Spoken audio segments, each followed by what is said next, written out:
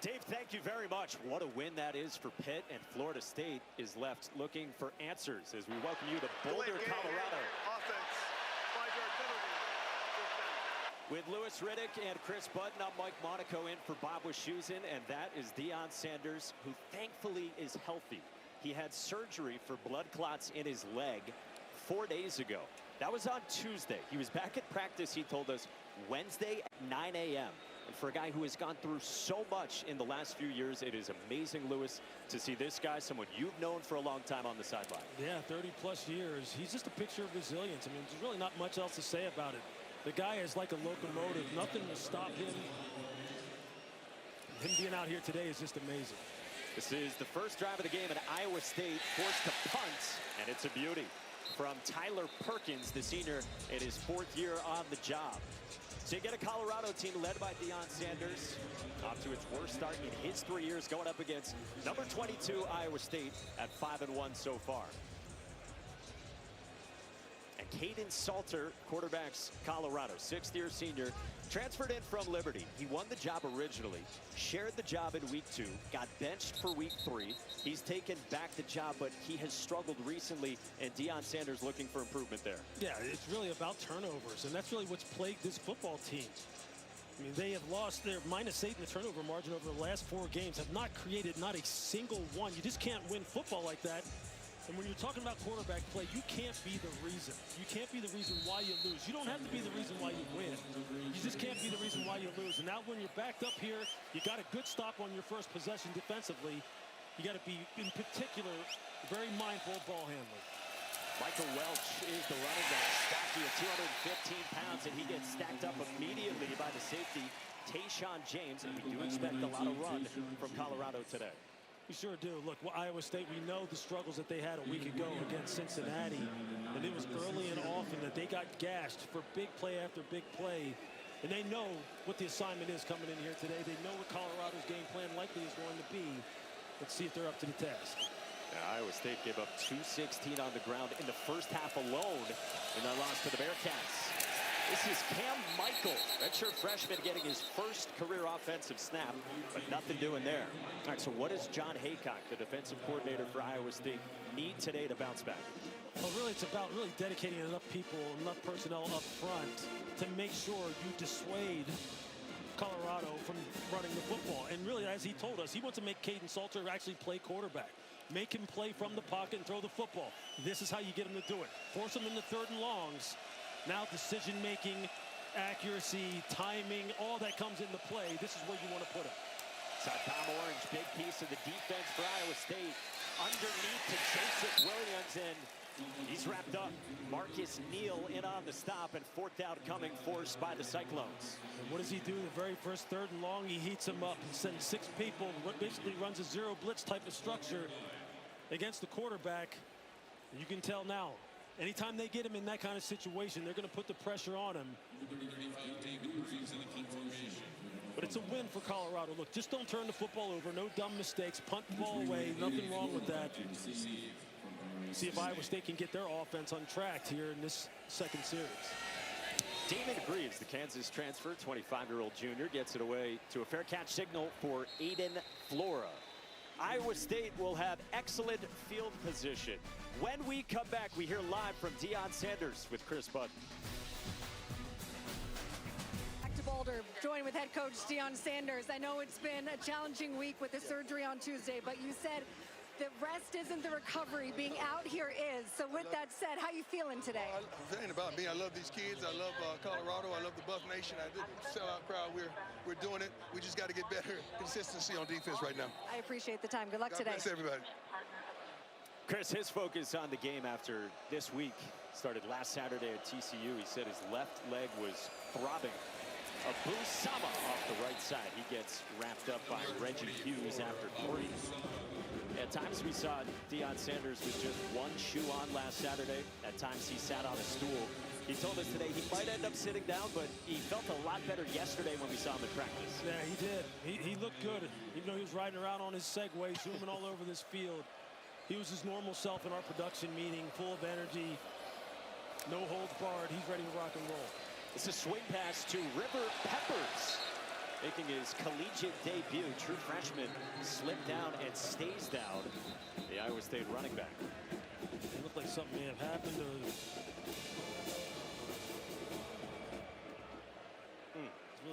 Really strange situation. Catching that swing pass, and we hope he's all right. True freshman in his first career snap right there after he. These teams first met in 1946. The Big Six became the Big Seven. They played every year until 2010, but then, of course, Colorado left the Big 12 for the Pac-10 following that 2010 season. Welcome to ESPN College Football, presented by Chili's. Packed house, Folsom Field. Ralphie 7 ran earlier ahead of Colorado and Iowa State. River Peppers walked off with assistance again on his first collegiate snap. So third down and long for this Iowa State offense led by Rocco Beck, the third-year starter. Pressure comes. Beck sidesteps and takes off. And he stumbles down, wrapped up by Alex McPherson. And fourth down coming up. That's a nice job by Colorado getting some pressure. Keaton Wade, defensive end, you're going to see him come right here. Watch him come on a stunt inside. Again, just throws off the timing, makes Rocco Beck have to reset. You can see now, eyes have to come down. He has to move up in the pocket. Eyes have to come down, have to navigate the pocket. That's the kind of thing that throws off the timing of a guy who's as good as there is at throwing on time and in rhythm, and Rocco Beck. That's two good series for Colorado's defense. Led by Rob Livingston, the defensive coordinator. Quinell Farrakhan bluffs the fair catch with a punt, a good one. Coffin corner from Tyler Perkins. We'll check out our keys to victory, Lewis, today. Yeah, for Iowa State, it's about dominating the line of scrimmage in big tight end sets. You've seen it already. They have come out and really have majored in that personnel grouping. For Colorado, limit the big shots over the top. Job well done so far, only 2 series in. Now that Colorado's on offense, protect the football, no turnovers. That falls squarely on Caden Salter's shoulders, in particular when he's throwing the football for Iowa State's defense. Allow less than 150 rush yards and make the Buffaloes throw to win. In that first series, you see they are dedicating more people to stopping the run. Although here in this second series, back a little bit to their 3-3-5 structure with only 3 down linemen. Expect Colorado to maybe audible to running the football here against this front. And that 3-3-5 staple under John Haycock. It is a run, and it's Micah Welch without much room. Cooper Ebel, the junior middle linebacker and second-year starter, in on the stop after 1. I mean, that's the right audible. That's what you want to do. You want to try and get some double teams, get your running back one-on-one against a light box like this and see if they can gash it. But that's good job by Iowa State as far as playing secure at the point of attack. It's an offense for Colorado that Deion Sanders said to us yesterday. They're angling for at least 200 rushing yards. Second pass for Salter, and he steps up with room to run.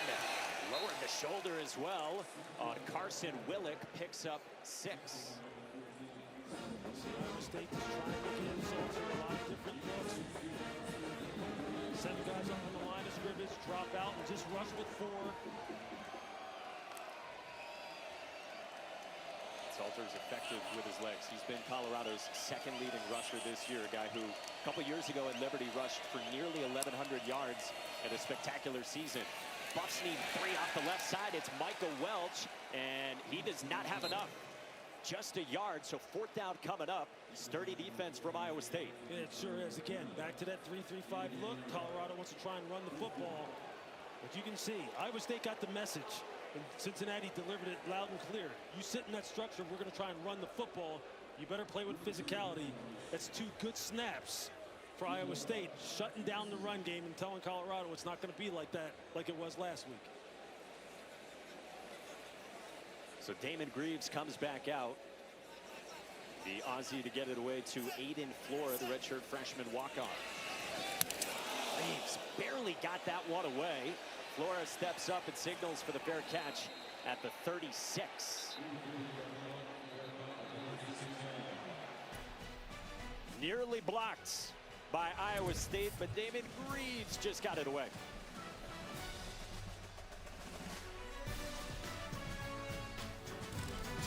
Beck back in Boulder. Let's check out our Chili's 3 impact players. Yeah, you got to start with Abu Sama, who we've already seen the kind of explosive capabilities that he has.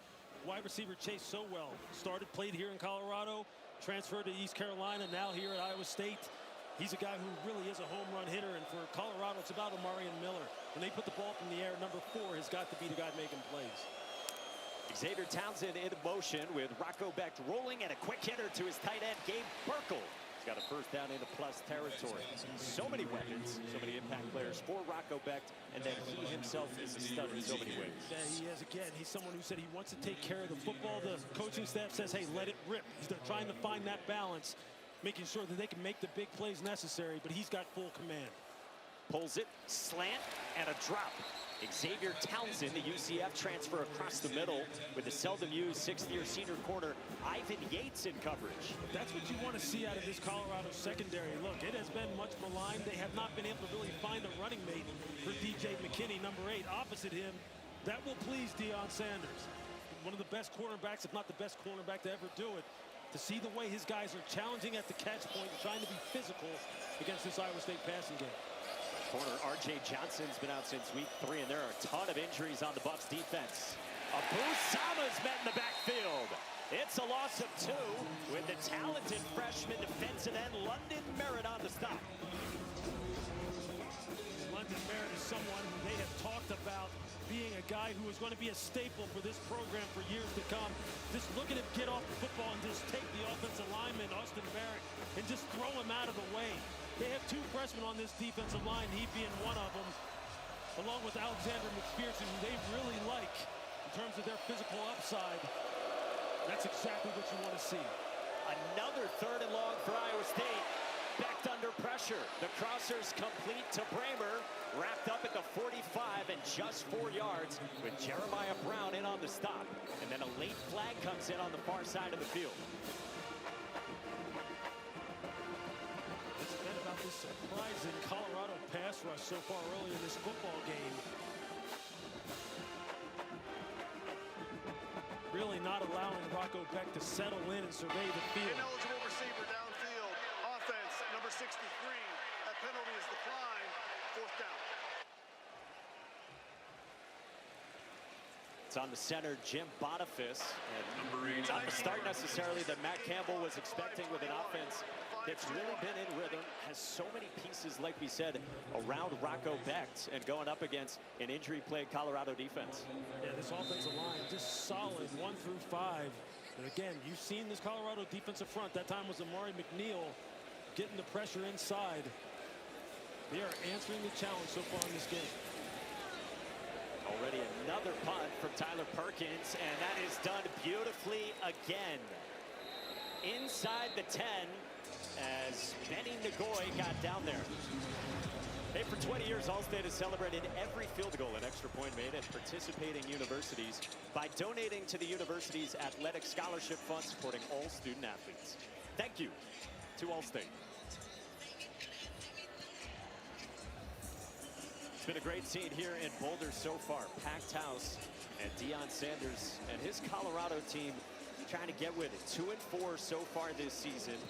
Had the loss in week 1 against Georgia Tech, coming off recent losses against BYU, who at the time was 25th in the country, and then at TCU. And they had leads and good starts in both those games. Yeah, they really did start to self-destruct, particularly on the defensive side. Now, obviously, turnovers played a huge role in the TCU game. Special teams turnovers. Swing pass is incomplete and deemed a forward pass to Michael Welch. Yeah, and it's just really, it's really been the story of their season so far. They have scored 20-plus points in every game so far and still have 4 losses, which is just amazing when you think about it in terms of an offense that has some deficiencies at quarterback, had gotten uneven performances out of Salter, really took him out of the lineup for 1 game, as a matter of fact. They just got to figure out a way to even out their performances all 3 phases. Another pass that is sailed over the top of Cam Michael out of that 2 running back look. Some pressure off the edge, and that was flung high by Caden Salter, and it's 3rd down. Yeah, that's the kind of thing that they're talking about. You've got to be able to find a way to complete that pass. I mean, we know Carson Willick was coming off the corner, and he had to change his arm angle and the trajectory of the throw. And now you're sitting here in 3rd and long, and this is just not where they want to live.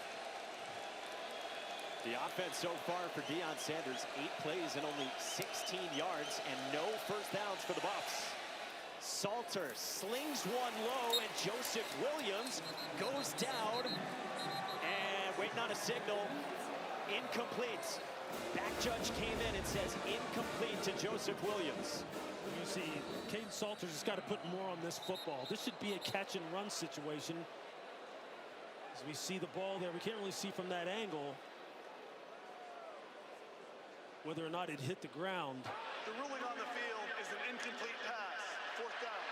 Timer, please reset the game clock to 4:50. 4:50. Ball does not hit the ground from that angle either. We can't see what's happening in front of the wide receiver. Maybe this will give us a more definitive look. Ball comes up.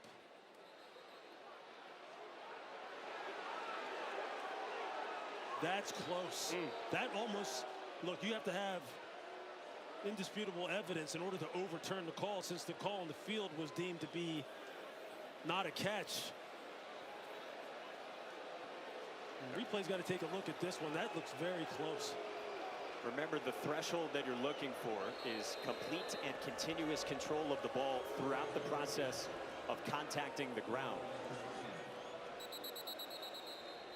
And as you surmised, whistles stop play. I think they're going to overturn this. An incomplete pass is under further review. That ball never hit the ground. He never lost control of it. It never hit the ground after, if he would have lost control. I mean, that's got to be a better throw from Salter, because that could be a catch and run situation. Maybe he can turn that up the field. But I think you're going to get a reversal there. Our rules analyst, Jerry McGinn, is with us as Steve Barron works with Brad Van Vark, the replay official. Jerry, you've seen it now a few times. What do you think of it? I believe replay is going to overturn this to a catch. This should be a quick review. We're going to have to look for the yard line, so that may take a little bit of time, but this is a catch. He has control of the ball. The ball does not touch the ground.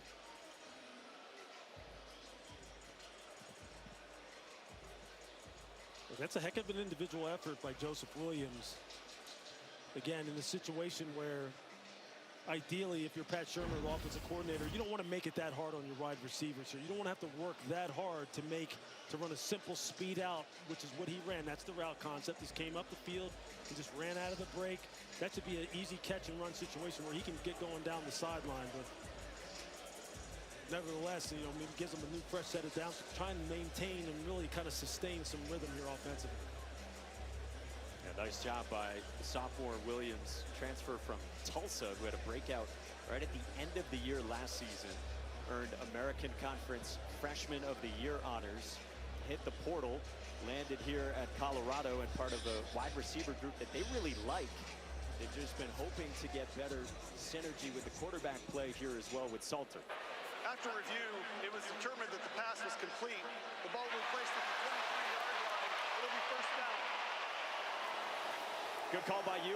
Good catch on that low throw by Joseph Williams. And that's important. A big boost early on for this Colorado offense. Yeah, exactly. This is the thing that Iowa State wants to see if Colorado can actually do, which is win the game, move the football consistently with the quarterback throwing from the pocket. As you mentioned, Coach Sanders mentioned to us as well, they really like their wide receiver core. They just got to get the ball distributed to them. Here again, Iowa State back in this 3-3-5 look. Let's see if Colorado can run the football with any effectiveness. Salter pulls it, and he's got running room off the left side. They can run it with effectiveness. Quentin Taylor ushers out Salter, who's effective with his legs. Here's just the zone read. You see him pull the football as the defensive end comes shuffling down the line of scrimmage, and they don't have any force on the perimeter to keep the run game contained. Well, that's another way to kind of get to productive runs. Incorporate the quarterback in these zone read principles when they go with this three-man front up front. Pat Shermer, good call, good adjustment. Dallin Hayden gets it this time, and he gets stacked up at the 50 by Tom McDonough after about 3. Well, when you talk about the zone read, something you said, for all we've said about Caden Salter, you like his decision-making with the zone read. I sure do. He's had some big-time runs so far this season. great decision making, especially when they get down inside the red zone. That's where he makes it 11-on-11 football, and we'll see that with Rocco Becht when Iowa State's on the field as well. He's got 5 rushing TDs on the season, and for good reason. It's the strength of his game. On a blitz, Salter got rid of it. First touch, Omarion Miller, who gets cracked down by Caleb Bacon, picks up 8 yards, and that's a first down again. It's a nice throw on the move. Just get it into big Omarion Miller's hands, 6'2", 210 pounds. The former 4-star coming out of high school. We talked to him yesterday. He is a great-looking specimen now. He can make the tough catches over the middle. He's a guy who can stretch the field vertically. Colorado on the move. And Miller coming off his best game of the season, 2 touchdowns against TCU. Salter flings it this time, and this is the 6'5" wideout, Sincere Brown. He gets wrapped up after about 7 on a good first down pickup. There again, a little RPO with his own read incorporated in. He doesn't hand it off. He can run it, getting out on the perimeter. He sees the pursuit start to converge on him, and he just dumps it off to Sincere Brown. Well, that's good decision-making by Caden Salter. He's had a nice start to this football game, had a couple of misses, but he's kind of settling in here on this drive. Under this offense led by the former NFL head coach, Pat Shermer. Salter climbs the pocket, puts his foot in the ground.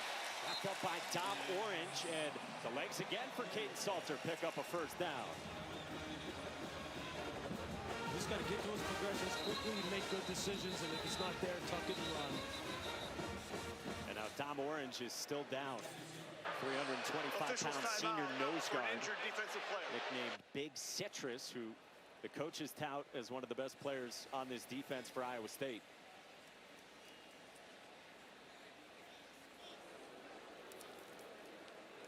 Like he might have got tangled at the end with Caden Salter. Hey, coming up 7:30 Eastern time over on ABC and the new and improved ESPN app. You hear that music? It's the SEC.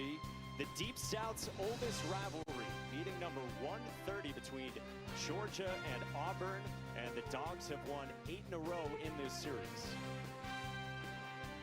Kirby Smart has just built a juggernaut down there in Athens. Auburn has really done a nice job on the recruiting trail. Got a lot of just high-powered, high-profile players on that roster, in particular wide receiver, where they were loaded. We got to see them last year against Texas A&M late in the season. As you see, big Dominic Orange coming off the field on Bruce Feldman's freak list, one of the best athletes in all of college football. They need his presence inside there because he can get it done. Statistics haven't shown a lot of production so far this year, but he's a big, important piece of this defense. Zamir Hawk is his backup, but he's been banged up for a lot of this season as well.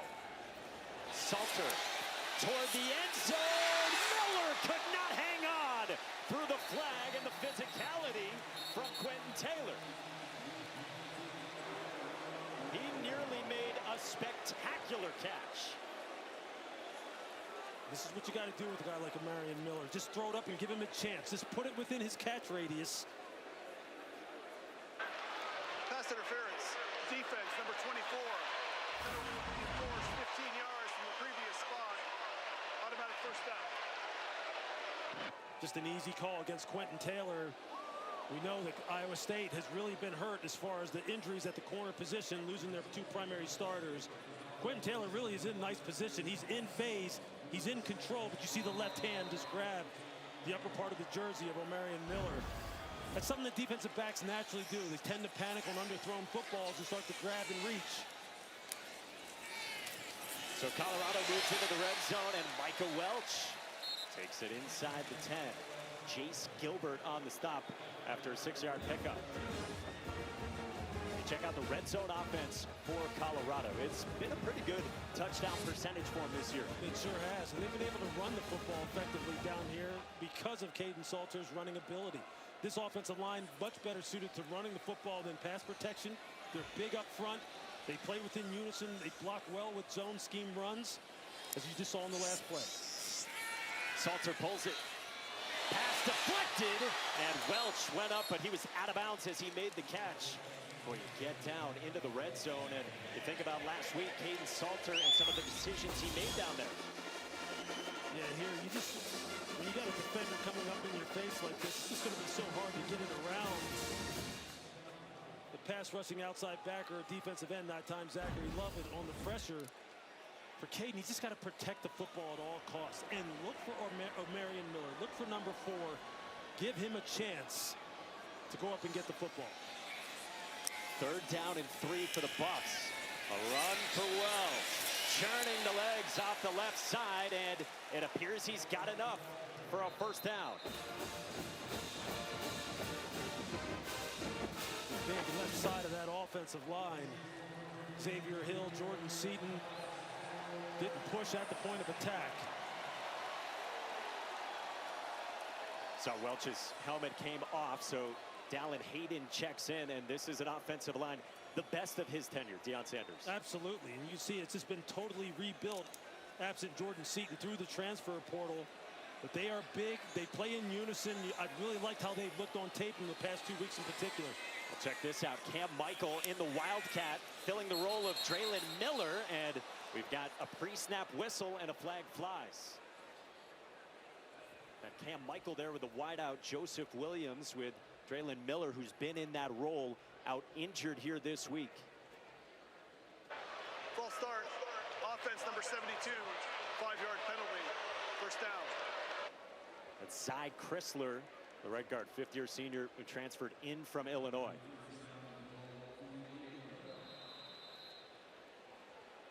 The way in which Colorado has been moving the football, and Caden Salter has been making decisions as far as his own read game.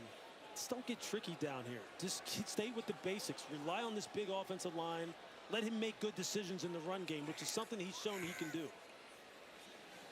So this drive, about 5 minutes, 11 plays so far for 82 yards. And Deion Sanders takes the timeout with 5 seconds to go in this 1st quarter. 30-second timeout. Check in with Matt Berry in the studio. All right, gentlemen, good afternoon. Happy week 7 college football. Checking in on Oregon and Indiana.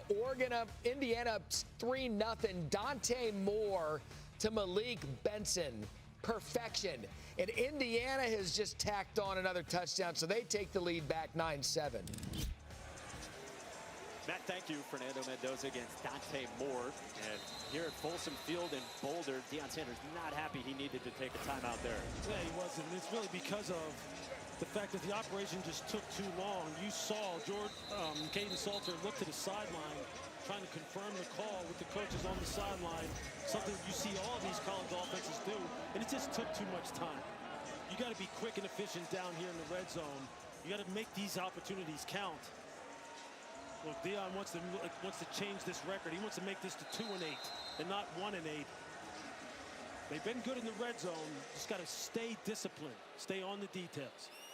That's the goal against a ranked opponent in number 22 Iowa State here today. On 1st and goal, Welch follows Seaton, and Welch once is right in. Colorado strikes first.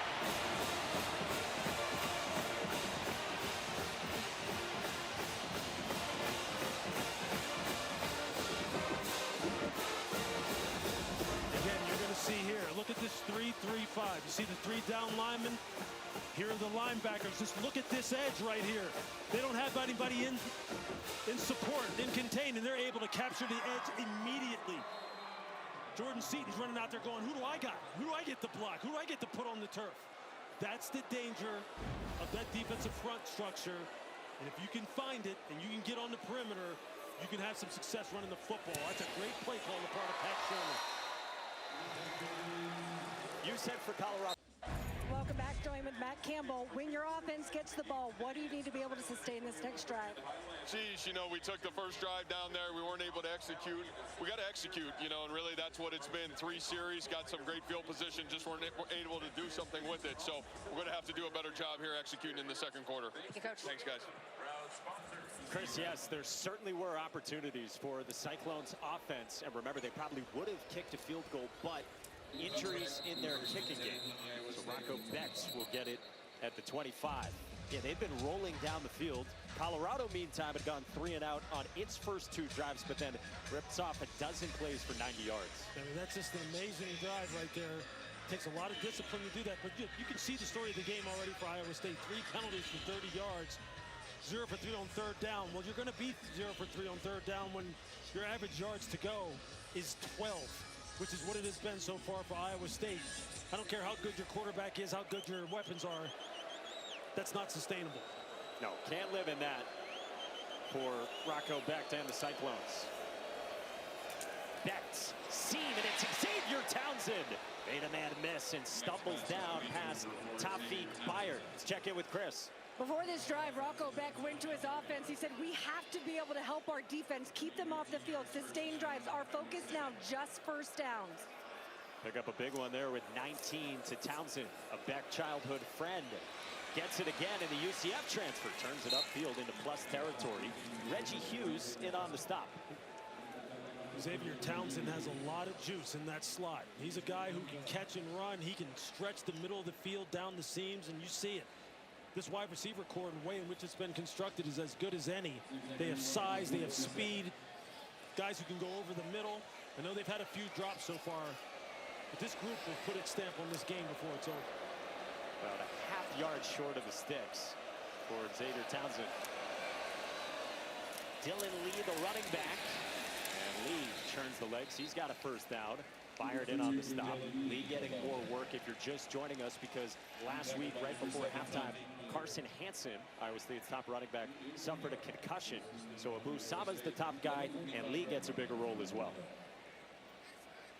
Here you got a first down situation, plus territory just crossed the 50. Typically a play action shot type of situation.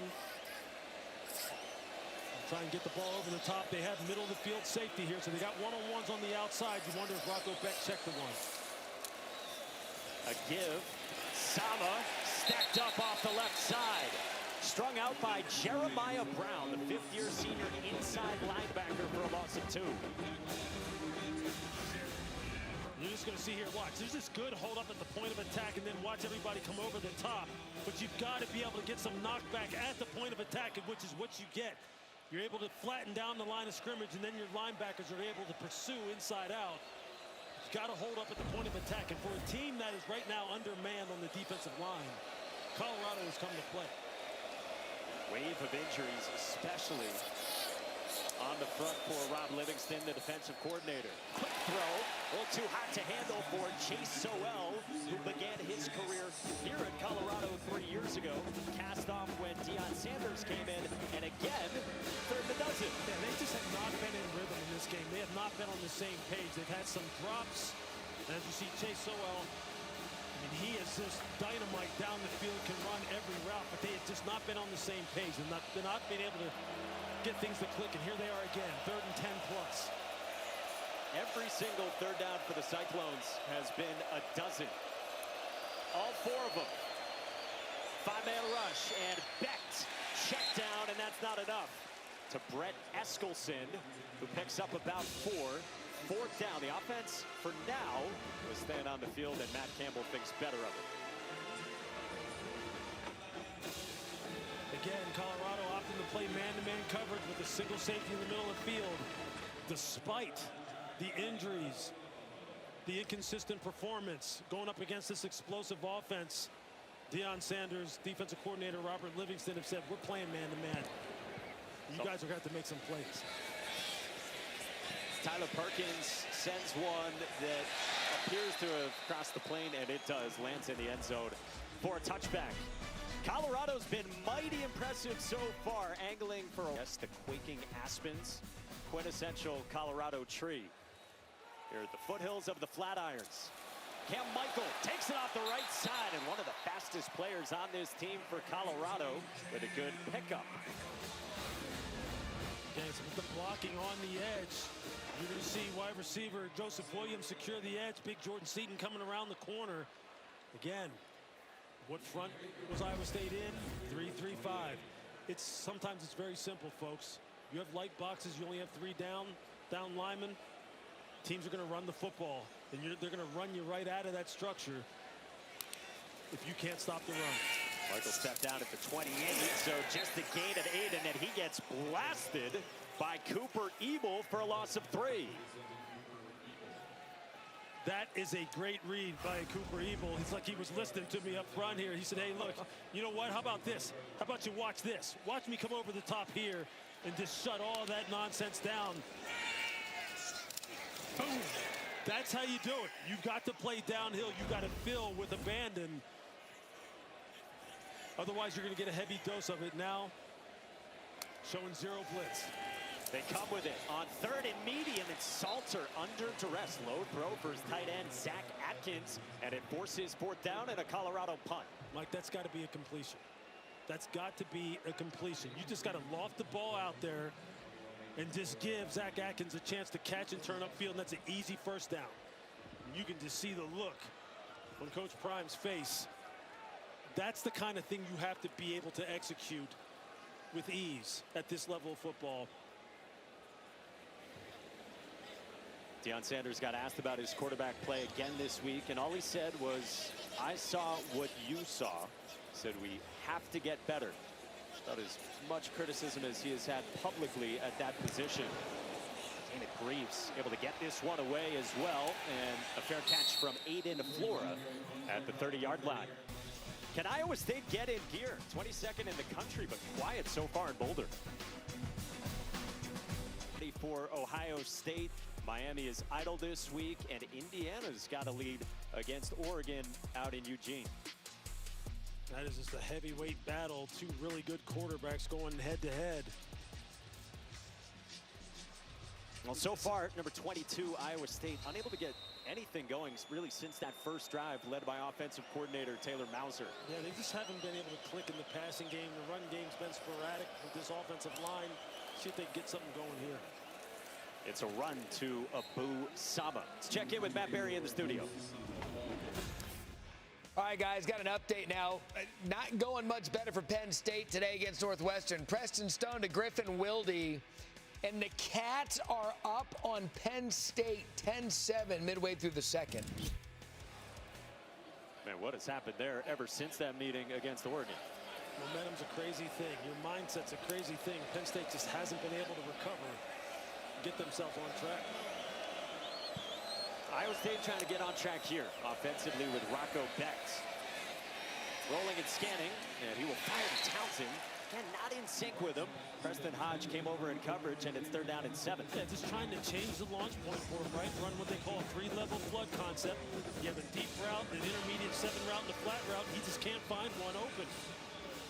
And now here again, another 3rd and long type of situation. He's just got to find a way to get the ball to one of his playmakers. They've got to secure the catch. Where's Benjamin Bramer, the big 6'7" tight end? You see him at the top of your screen. Hasn't seen a target yet. Maybe they can get the ball to him. Becht looks opposite that way, and a contested catch. Eli Green, the 5th-year senior, only his 4th catch of the season, his first one since August. Go figure. You go to the guy who you really haven't depended on that much so far in this season, and he just goes up over the top. Against DJ McKinney, their best cover corner here in the secondary for Colorado. That's the kind of spark they needed. And this team has produced explosive plays at an amazing clip over the past couple of weeks, and there's another one. 21-yard pickup, and now misdirection.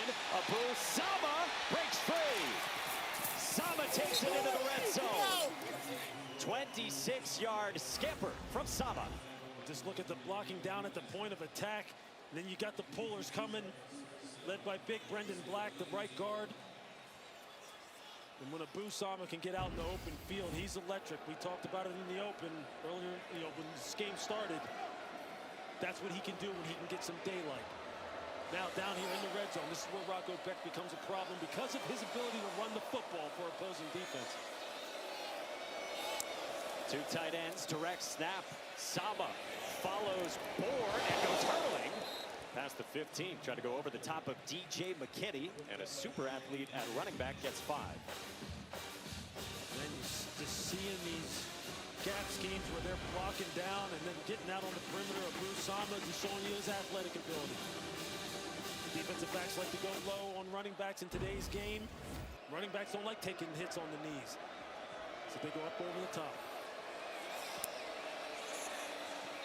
And now all kinds of pre-snap movement from Iowa State.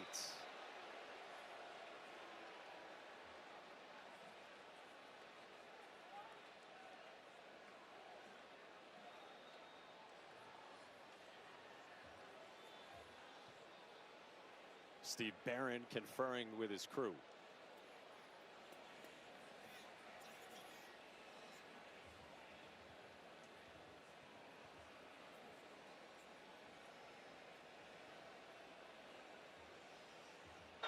False start. Offense, number 66. 5-yard penalty. Second down. And tag it on the right tackle, Tyler Miller, at 6'9", with, again, a lot going on there for Iowa State. Wasn't able to sit in there. Colorado was trying to get some substitutions on and off the field defensively. You know, the operation, something that Deion continuing to try and iron out both sides of the football, so they don't have any kind of pre-snap penalties, any self-inflicted wounds. Down here in the red area, it's where you got to play clean football.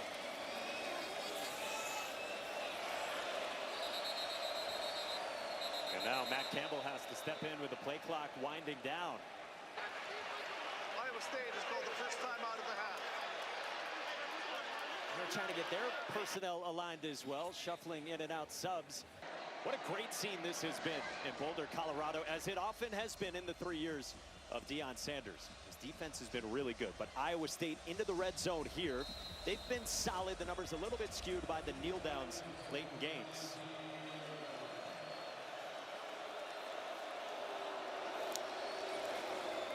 Townsend on the jet sweep, and Xavier Townsend gets cracked down after a 4-yard pickup, and here comes third down and medium. Yeah, nice job by the Colorado defense of just stringing that play out. And you saw the nickelback Preston Hodge playing with good physicality. Now here on third down. Who do they decide to try and dial up? Who are they trying to get the ball to? The wide receivers, the guys who are the normal guys who have been producing for them, guys like Eskelson, number 9. So well, Benjamin Bramer, I don't even think he's on the field for this down and distance situation. Rocco Becht, remember his legs. He follows one of his tight ends, but a flag flies right at the snap. False start. Offense, number 51. 5-yard penalty.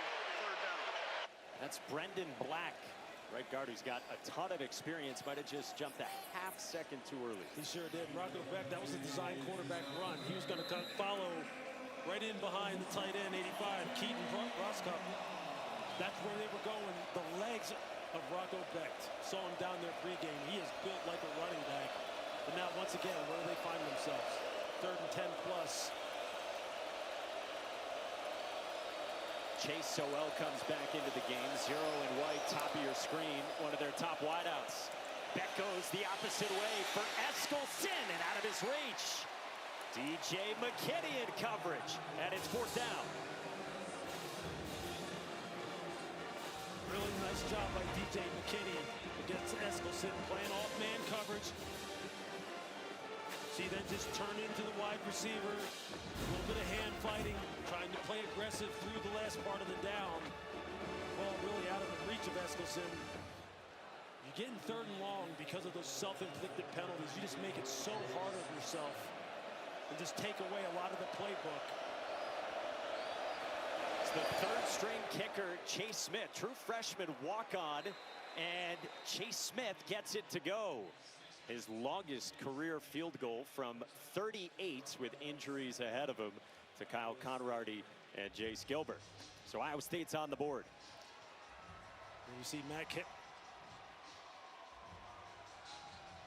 Hey, kick off your NFL Sunday with the Countdown Crew on ESPN. Before the Chiefs battle the Lions, Patrick Mahomes, Andy Reid, and Travis Kelce go all access with Jason Kelce. And we'll have 2 Monday Night Football games for you. Bills, Falcons, 7 Eastern on ESPN and Deportes. And then Bears, Commanders coverage, 8 Eastern on ABC. Also available on the ESPN app. Lewis, you are off to Atlanta, and there's good quarterbacks all over. They sure are. Look, we're going to see Josh Allen and Michael Penix. Colorado. Josh Allen has proven what his value is to this league and to the Buffalo Bills franchise in particular. Michael Penix is trying to make his mark on the league. He's got a big arm, really push the ball down the field. And then Caleb Williams and Jaden Daniels, those two are going to be linked forever, coming out in the same draft 1 and 2. Chase Smith gets it away to the talented true freshman Quentin Gibson, who runs it out to about the 24-yard line. Take a look at today's playbook, brought to you by Flyhouse. Yeah, offensive coordinator Pat Shermer says, look, how can I get my quarterback going? Well, Caden Salter is very good for this decision-making in the run game, in particular the zone read game. And then here you're going to see them against this 3-3-5 defense. This is just a great play call. Structurally, they just don't have support out on the edge. They get everything blocked up at the point of attack. Jordan Seaton has no work. He just escorts the running back into the end zone. And you see here today, 13 rushes for 67 yards. You average 5.2 per carry. Don't turn the ball over. You're going to be in football games. That's a good start for this Colorado offense. Salter off a play fake. Fires downfield, and he dropped it in beautifully to Joseph Williams. Into plus territory. Another big catch by Williams. Yeah, they got away with one here. You're going to see Joseph Williams. He's moving at the snap, and the referees missed the call. But Caden Salter just drops this in here perfectly. I mean, Joseph Williams, 6'2", 200 pounds. He can make those tough catches over the middle. Now on the ground with Micah Welch. Talk about that zone read. Maybe that frees things up for Caden Salter after some misses. This was perfect to Williams. Absolutely. You see him just going down the seam. No safety in the middle of the field. You just got to get it over the second-level defender's head. Just let the 6'2" Williams go up and make a high-point catch. That's all you really need from Caden Salter. You just need him to put it in the vicinity of these wide receivers. Coach Sanders, he talked about the fact that all these kids can play. Just give them a chance. And you're starting to see why. Joseph Williams has been their second leading receiver. By the way, no Hakeem Williams today due to injury for the Buffs. Gibson flipped it on a reverse. Miller got it back to Salter, who flings it back to Gibson. And a lot going on there. Third down. Okay, I'll tell you what, Mike, I just don't like these kind of plays. Because when they don't work, it just disrupts the rhythm of everything that you're doing. There's just a lot of things that have to go right here, and then Caden Salter just airmails it over the head of Quentin Gibson. You can see Dion doesn't look particularly happy with that play call, especially given how this offense has kind of settled into a little bit of a rhythm. Just keep it simple. Dom Orange is down again ahead of third down, and if you're just joining us, it's great to see that Deion Sanders is even here coaching this game. If you hadn't heard, he had surgery on his leg on Tuesday, dealing with blood clots, which is something that he has battled over the last few years. And he said this right in the aftermath. He's had 16 different surgeries in the last 3 years. He has been through so much, and yet he's still here leading the Buffs. Chris. Yeah, he's been walking around the sidelines on his own, kind of gingerly. He said there might be a time where he has to sit down. He does have an assistant following him around with a stool. When we saw him here yesterday during walkthrough, was zipping around on the Segway, but doing it with his legs today. We heard that thing can go up to 30 miles an hour. Told him you better get a helmet. Our big third down here from just inside the 45 for Colorado, up by 4. Cyclones bring pressure. Salter got it out quickly and a drop on the edge by the true freshman Quentin Gibson. Fourth down. Zero pressure look. They have the right route on. They have a wide receiver who's hot out here running the quick out. Quentin Gibson. Now you just got to make the catch. Caden Salter, look, he throws the ball on time, in rhythm, puts it right on the receiver. You just got to make those kind of catches. That's just routine football. Both of these offenses have struggled with just making the routine plays routinely, as the great Mike Tomlin likes to say. Now you got to punt it away. Both punters have been busy. Tyler Perkins for Iowa State and Damon Greaves for the Buffaloes. But Aiden Flora back deep. And a fair catch right around the 5. Now quick word from Cheez-It. Okay, Cheese. 50-yarder for the win. You thinking what I'm thinking? Ice the kicker. Something better. Terry. Didn't you just get hired? Dude entered the portal and came out a legend. Want it, need it, cheese it. Big picture for Iowa State. 5-1 this year, ranked 22nd, coming off their first loss of the season, 38-30 at Cincinnati. So they're clinging to hopes in the Big 12.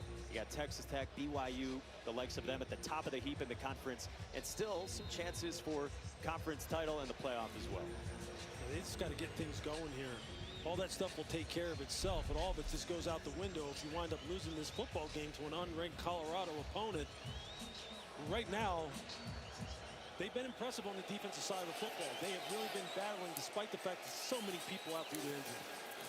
Rocco Becht rolls, turns it upfield, and picks up a few yards on Tawfiq Bayard. They've had a lot of move-to-pocket type of plays called, trying to get the second-level defenders up, change the launch point for Rocco Becht, and just get some easy completions. But even those have been hard to execute. Pushing the ball down the field, letting these wide receivers taking advantage of their catch radius may be something that they try to get going here. Got to produce more explosive plays. Becht searching, and he threw on the run. Couldn't connect with Carson Brown, the redshirt junior. It's behind him, so third down and long again for Matt Campbell and the Cyclones. Again, there's another example of the move-the-pocket type of play calling. Typically, you do this against a team that can rush the passer really well, so you can get your quarterback off of the spot, and the defensive line can't zone in on him. Colorado doesn't rush the passer very well. I'm a little bit shocked at the way in which they're going about this, not just trusting their receivers to win one-on-one down the field. See, Iowa State has struggled on third downs today. Four-man rush. Becht climbs, floats. Sama adjusts. And did he hang on? No. Sama could not make the catch along the sideline. See here, just let it a little bit too far over the outside shoulder. That's a real difficult catch. He can't secure it. You see the ball comes out. A little bit better throw from Rocco Becht. That probably is a touchdown, because he has nothing but green grass in front of him. See, everything just looks difficult for Iowa State today. But the downfield passing attack is something I would be dialing up a little bit more, and just letting their wide receivers win one-on-one. So 11 drives in this game, combined 9 punts, 5 3-and-outs, and excellent starting field position for Quinnell Farrakhan and Colorado. Hey, Tuesday night right here on ESPN, an NHL doubleheader for you. Second week of the season is on the way. Alex Ovechkin and the Caps host the Lightning, 7 Eastern. Then it's off to Dallas for the Wild, taking on the Stars and the greatest goal scorer in the history of hockey, creeping toward 900, the Great 8. All right, here in Boulder, Louis Riddick, Mike Monaco with you, Chris Budden down on the field. This gets real interesting for Colorado. You're up by 4. You got 4 minutes to go until halftime. And Caden Salter and company will get the football to begin the second half as well. This is one of those 2-for-1 situations. If you can really just go on a methodical drive here, don't turn it over. Started with a run to Micah Welch. No gain off the left side. Tama McDonough, the Yale transfer, in on the stop. Iowa State getting out of that 3-man line, going to more of a 4-down type of look, trying to stop the bleeding with this run game. Second and long, third and long situations, this is what you want to put this offense in. Cam Michaels, the running back, again, the redshirt freshman who's listed as a wide receiver, is getting his first career offensive snaps today. Salter got the crosser, and his tight end, Zach Atkins, slips. Had some running room after a 4-yard pickup, and it brings up third down. This is a great play call. This is what Caden Salter, you see him here. Look, he blocks up the line of scrimmage initially, and then just leaks out to the left. It's a nice play call on the part of Pat Sherman, the offensive coordinator. Trying to get some positive yardage going here. And now real hinge point late in this first half on third down and 7 for Colorado. Seeing Salter looking over to the sideline. Seems they're going to stay with the call. Seeing making some checks at the line of scrimmage, changing the protection, bringing it back over to the left.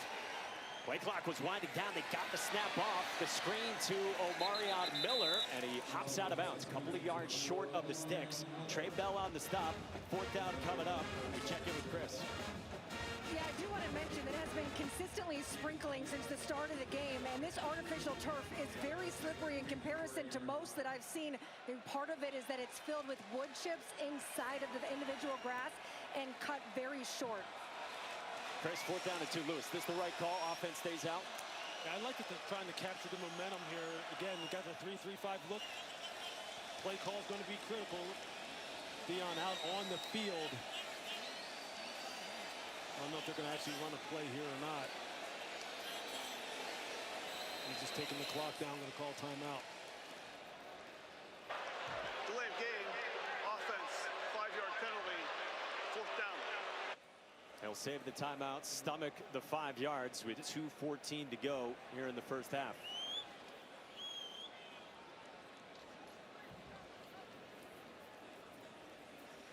Well, Deion Sanders had said to us coming in that, yeah, even though the record you see there, bottom right of your screen, 2-4, he felt like they hadn't been blown out in games. Maybe the game they played worst in week 3 against Houston, but otherwise he felt like they had been close. And so, yes, Iowa State has struggled in this game, but he had felt okay despite the record. Yeah, look, I mean, they had done some real good things, especially on the offensive side in terms of their production and their ability to score points. Obviously, he's disappointed defensively. They've been outmanned. And another fair catch from Aiden Flora. Iowa State inside the 10. Well, year 3 for Colorado under Deion Sanders, who took over a program that bottomed out in 22 under Carl Durrell. In year 1 for Deion and Shedeur, they burst onto the scene, had those win against TCU, Nebraska, Colorado State, but finished 4-8. Then last year, the 9 wins, 7-2 in the Big 12, the Heisman for Travis Hunter.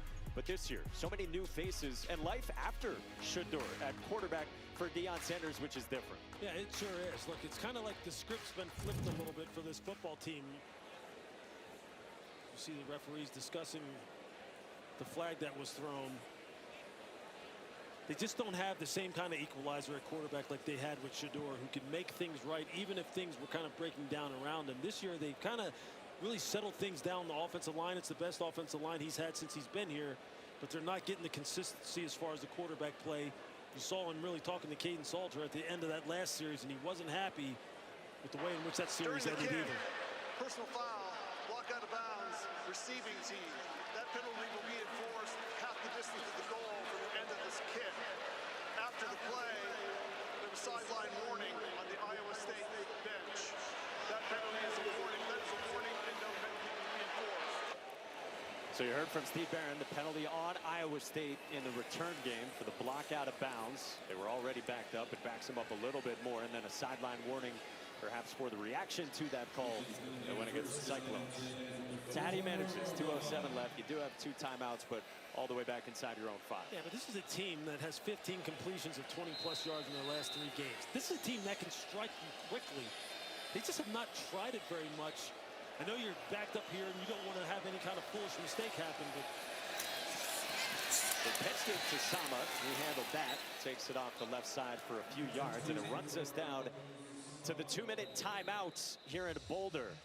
Colorado, with Deion Sanders healthy and on the sideline, has the lead. Man, a couple offensive guys there with you. We haven't had a whole lot of it either here, Lewis Riddick and Boulder. We sure haven't. Look, and again, I'm a little bit shocked at the plan of attack by Iowa State. I think they will open it up a little bit. They've got some firepower on the perimeter. We'll see how they try to handle this situation here before end of half. On the arm of Rocco Becht, checked out. Aiden Flora slipped a tackle, and Aiden Flora absorbs contact out toward the 20. 13 yards and a first down inside of 2 minutes to go until halftime. Just a nice job of Flora coming out of the backfield, catching the football. Rocco Becht taking the check down. Like he has said, he has been trying to be very mindful of making sure the ball isn't put in harm's way. Becht still scanning. Flora again goes diving, and Aiden Flora makes the catch. It's a first down, and the clock momentarily stops after a dozen. See there, Rocco just looking to try and dump the football off instead of taking it himself and maybe running for the first down. Playing very conservatively here in the first half.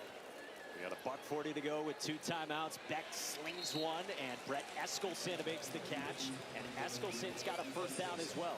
Now they're starting to settle into a little bit of a rhythm. You just wonder, when's the shot going to come over the top? Do they want to continue the dink and dunk down the field, or are they going to let it rip? To the wide side of the field, and a turn upfield for Chase Sowell. Just outside the 40, 16 more, and a rhythm indeed for the Clones on offense. And he has been a big playmaker for this football team, averaging 18.2 per catch. He has 4 catches of 30 plus in the last 2 games alone. You know he can go the distance at any time. Still 80 seconds to work with. Another completion, and Ben Bramer gets out of bounds. So we were wondering when we would see the likes of Sowell and Bramer, some of the top targets. Well, it comes in the 2-minute offense. A lot of times, you know how 2-minute situations go, right? I mean, guys kind of work in a hurry up. They don't have a lot of time to really think about what they're doing, and sometimes that clarity really helps clear things up in terms of how quickly offensive players can play. Rocco looking like he's settling into a nice rhythm here. They flex out the wide receiver, Xavier Townsend, and it's empty for Rocco Becht. $1:15 to go. Becht, seam, and Bramer makes the catch to the red zone for Iowa State, and 16 more. Pushing the ball downfield a little bit more. The spacing on that route wasn't ideal, but Bramer at 6'7", 255 pounds, very unique weapon. Becht 6 of 6 on the drive, goes through the progression and sailed it, and that was dangerous. Ended up over the top of Ben Finisette, the quarter, on a pass intended for Eli Green. He's just got to take something off of this. You see him just go through his progressions, going left to right. He could have hit the baby Bramer on the flat route, decides to come off of it. He was trying to get the ball to Eli Green, but just way too much velocity and horsepower on that throw. So still a minute to work with, still the 2 timeouts for Rocco Becht. Abu Sama back into the game. Brown blitzes. Becht runs that way. And Becht goes spinning down, and they will mark him down at the 1. Ivan Yates tripped up Rocco Becht after 19. Talked about it in the last series. This is where his legs become a factor down here inside the red zone. As you see the shoulders down right there, just short of the goal line. This is where it truly becomes 11-on-11 football, just like it is for Colorado when they have the football with the way Caden Salter can run the football. Matt Campbell content to run some clock here. Play clock below 10. Couple fullbacks as tight ends with Sama, who follows him, and Sama's in. Touchdown, Iowa State. And now big mix-up after the play as well in the end zone. They untangle the bodies, including the extra offensive lineman Austin Barrett for the Cyclones, who snatched the lead in the final 30 seconds of the first half.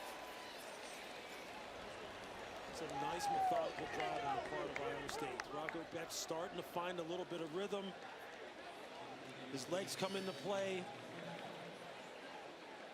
And then here in the end, just using their brute power.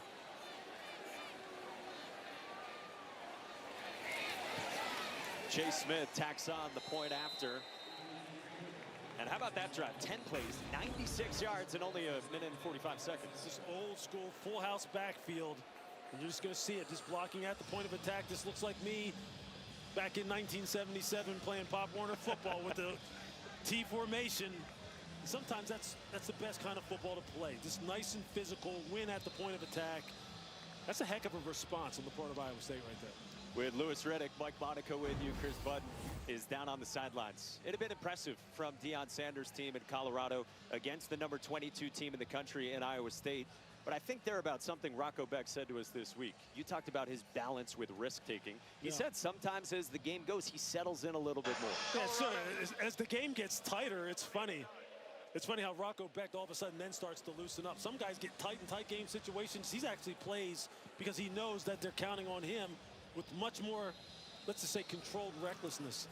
And there, You saw as that drive started to go on, look, he's been taking a lot of checkdowns. He's been really trying to be mindful as far as not putting the ball in harm's way. But there you see how this offense can really work when it's operating at a high level. So maybe the 2-minute offense is what spurs him into action. Quentin Gibson runs it out, finds a lane, and breaks a tackle. With the hesitation, takes it out to the 40. 14 seconds to go until halftime for Colorado after the longest drive of the season for Iowa State. Again, it's just about the quarterback, just delivering the football to his playmakers and letting them go to work. That time it's chased so well with the catch and run. Now he's going to hit the big 6-7 Ben Bramer on the little 7 route, the sail route. Here, quarterback design draw, almost scores, it stops short of the goal line, and then just go to the T formation and basically just run a lead off tackle. Just body on body, then Abu Sama finishes it off.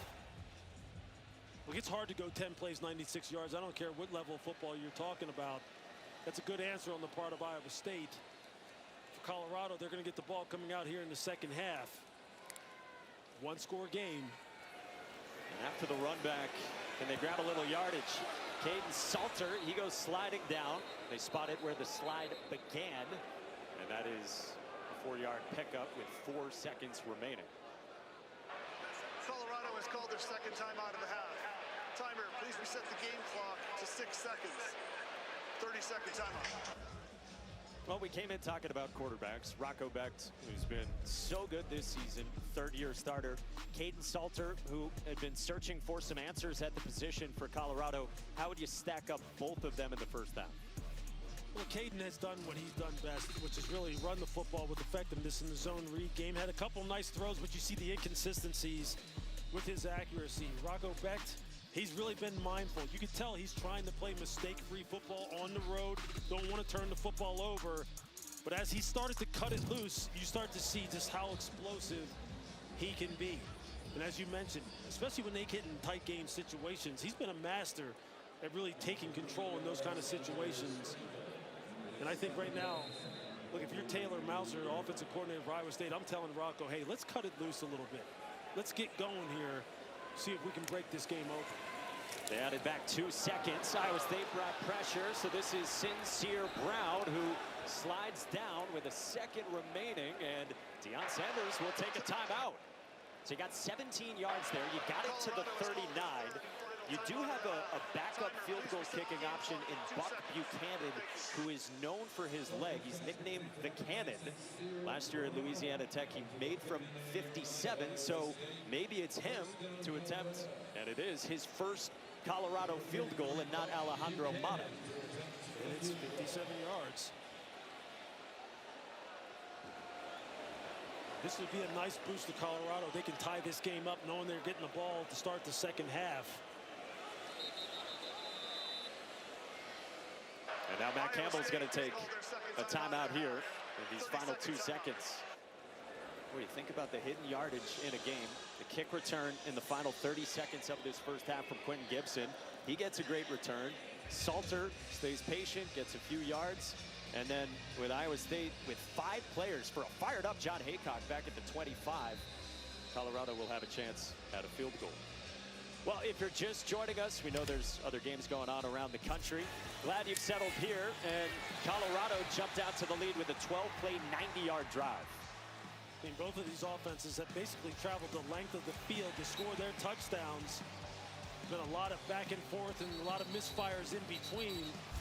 But here we got a little drama here at the end of the first half. John Haycock, as you mentioned, who was on the screen just a minute ago, really getting into his defense about just giving up easy yardage and giving Colorado a chance to tie this game up.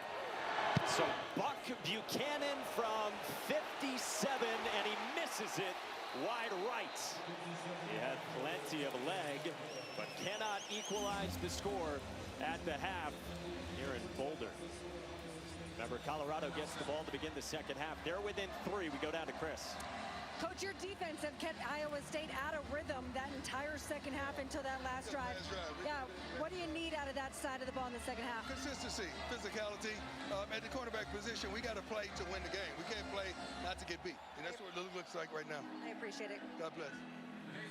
That's something he always talks about with his defensive backs. He sure does. He says with accuracy and maybe get this ball a little bit more to Marion Miller, because you know he is your big play guy out on the perimeter. Yeah, he only had 2 touches in the first half. He's electric. Quentin Gibson handles the Chase Smith kick, and Gibson gets tripped and goes flying past the 25. Let's check in with Chris Budden. I spoke with Matt Campbell coming out of the locker room. He said that first half, the majority of it on offense, I thought our attention to detail was terrible until that final 2-minute drive when they started to find a rhythm. He hopes that they can build off that, but he said my message to those guys is that the attention to detail is critical for how our offense operates. And it feels like for his program as well. He talks about there being very thin margins for the way that they've got to play at Iowa State as well. Yeah, there sure is. But I think the quarterback just has to really kind of be encouraged to just cut it loose a little bit, push the ball down the field, challenge these secondary defenders from Colorado, and see what they can come up with. That doesn't mean that when you challenge and you push the ball down the field that you're putting it in harm's way. You're just doing it selectively.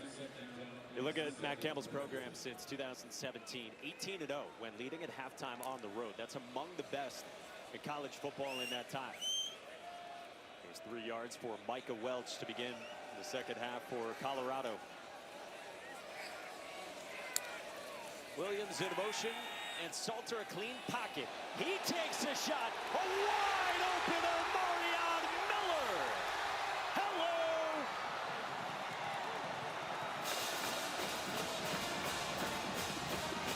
70 yards, and Boulder is lit. Well, say push the ball to Marion Miller. There's one way. I think what we're going to see here when we replay this is serious coverage bust on the part of the Iowa State secondary. And that's what Matt Campbell's talking about, the details. This is a self-inflicted wound. Turning loose a wide receiver of Miller's capability down the sideline. Just can't happen. Alejandro Mata the point after. You're just going to see here, corner squatting in the flat. This safety's got to be driving over the top. You can't have 2 guys at the same depth in zone coverage. Wide receiver's just going to take off down the boundary. You see here, there's just a miscommunication. Somebody's got to be playing either in the deep half or the deep third. Without knowing the huddle call, it's hard to determine which guy made the mistake. But that is costly. You simply cannot do that and let that happen. Coming out here, the first play, where now you've ignited this football team. You've given this quarterback some confidence. And now the defense goes out here on the field for Colorado going, we're right back in it. You've got to communicate, especially when you're playing this 3-3-5 structure. They were sitting in that kind of zone defense that's designed to take away explosive plays, not give them up. That's a critical error on the part of Iowa State. And Caden Salter found Omarion Miller. Yeah, you saw Jamison Patton, the safety there, and then Quentin Taylor, the corner. And remember, we talked about it. Jontez Williams and Jeremiah Cooper, starting corners for Iowa State in the last couple of weeks. Both have suffered torn ACLs, and you don't know who necessarily has the breakdown there, but either way, it's a revamped secondary because of it. As a former safety, the safeties always take control in that situation. They are the signal callers in the back end. You tell the corners what you're doing and where you're going to be and how it's going to be played. I always put it on the safeties as far as their responsibility, as far as communication. Nevertheless, that's a huge, huge momentum swing now for Colorado. And now how does Matt Campbell's offense respond? Rocco Beck was great on that last drive for Iowa State before halftime. 6 of 7 for 74 yards. And do they take more shots like you've been calling for downfield? First a pitch, and Abu Sama's got a good running lane off the right side. Tawfiq Byard on the stop after 7. Really like how Tawfiq Byard and the nickel defender Preston Hodge play for this Colorado defense as you take a look at Rocco Beck. Are they going to allow him to kind of play a little bit more free, play a little bit more of the drop back game, see if they can get the ball to these fantastic wide receivers and maybe produce an explosive play of their own? A guy who was lightly recruited out of Wesley Chapel, Florida. Now a third-year starter for Iowa State. Goes under center here. Second down and 3. Sama slips free. Abu Sama into plus territory. Ushered out of bounds by Ben Finnecent. And Sama's had his way today on the ground. Just look at this jump cut by Osama as he gets it north and south end. This is great feet. Look at it. Jump, get back north and south. The corner, Makari Vickers doesn't even know where he's going. He's already out the gate. That is a big-time run. That's big-time feet, vision, execution. Sama again. Probes toward the 25. And there jump cuts like that, exactly what you had seen on film. There you see it again. You see it, it's nice and subtle this time, but he's just so smooth. He's so smooth, great vision, runs with a lot of confidence, good pad level. Look, it's a shame that Carson Hansen is out in this football game because they are a great 1-2 punch between Sama and Hansen. This Iowa State team does not lack weapons. They can light the scoreboard up at any time. 14 for 124 for Abu Sama. And now Dylan Lee on the direct snap. He breaks the tackle. And Dylan Lee takes it into the red zone. Fired in on another stop. But a first down for Iowa State. Just leaning on this run game, leaning on this big offensive line that I thought was the strength of this football team up front. That's where it all started. And head coach Matt Campbell said, look, his left guard, Trevor Bohr, he thought was one of the best players of all of college football, especially when you're talking about on the offensive line. They have got some horses up front. They're leaning on them now. Remember, Colorado has some depth issues along the defensive line. Does that become a factor as this game goes along? Yeah, Bohr was dealing with mono early in the season. He'd been getting about 30 snaps a game. Full workload today. And Lee runs it off that left side behind the likes of James Neal at left tackle. Trevor Bohr, that left guard, and then Brendan Black came from the right side as well on a really good unit up front. Yeah, you see them up front there. You see the amount of experience that they have and the size that they have as well. This time they went with 3 tight ends on the field. And they put Tyler Moore at fullback, and right now they're just trying to play big boy football. Just trying to use their size and their physicality against Colorado's defense. 2 tight ends here with Moore in motion plus Burkle. Sama the give. Sama takes it inside the 5. And Sama's got enough to set up first and goal. It's just a good, tough football play right there. That inside zone. Actually, it's a little bit more of a wide zone, and he cuts it north and south a little bit faster. But you see the slashing running style. That's the kind of thing that just wears you down as a defender. Having played in the old AFC West in the NFL when the Denver Broncos used to run those zone runs like over and over again, it just wears you out. And you can see that's what they've gone through here. 3 tight ends plus an extra offensive lineman, and Sama without room. That way off the left side. Jeremiah Brown in on the stop. The 5th-year senior inside linebacker for a loss of 1.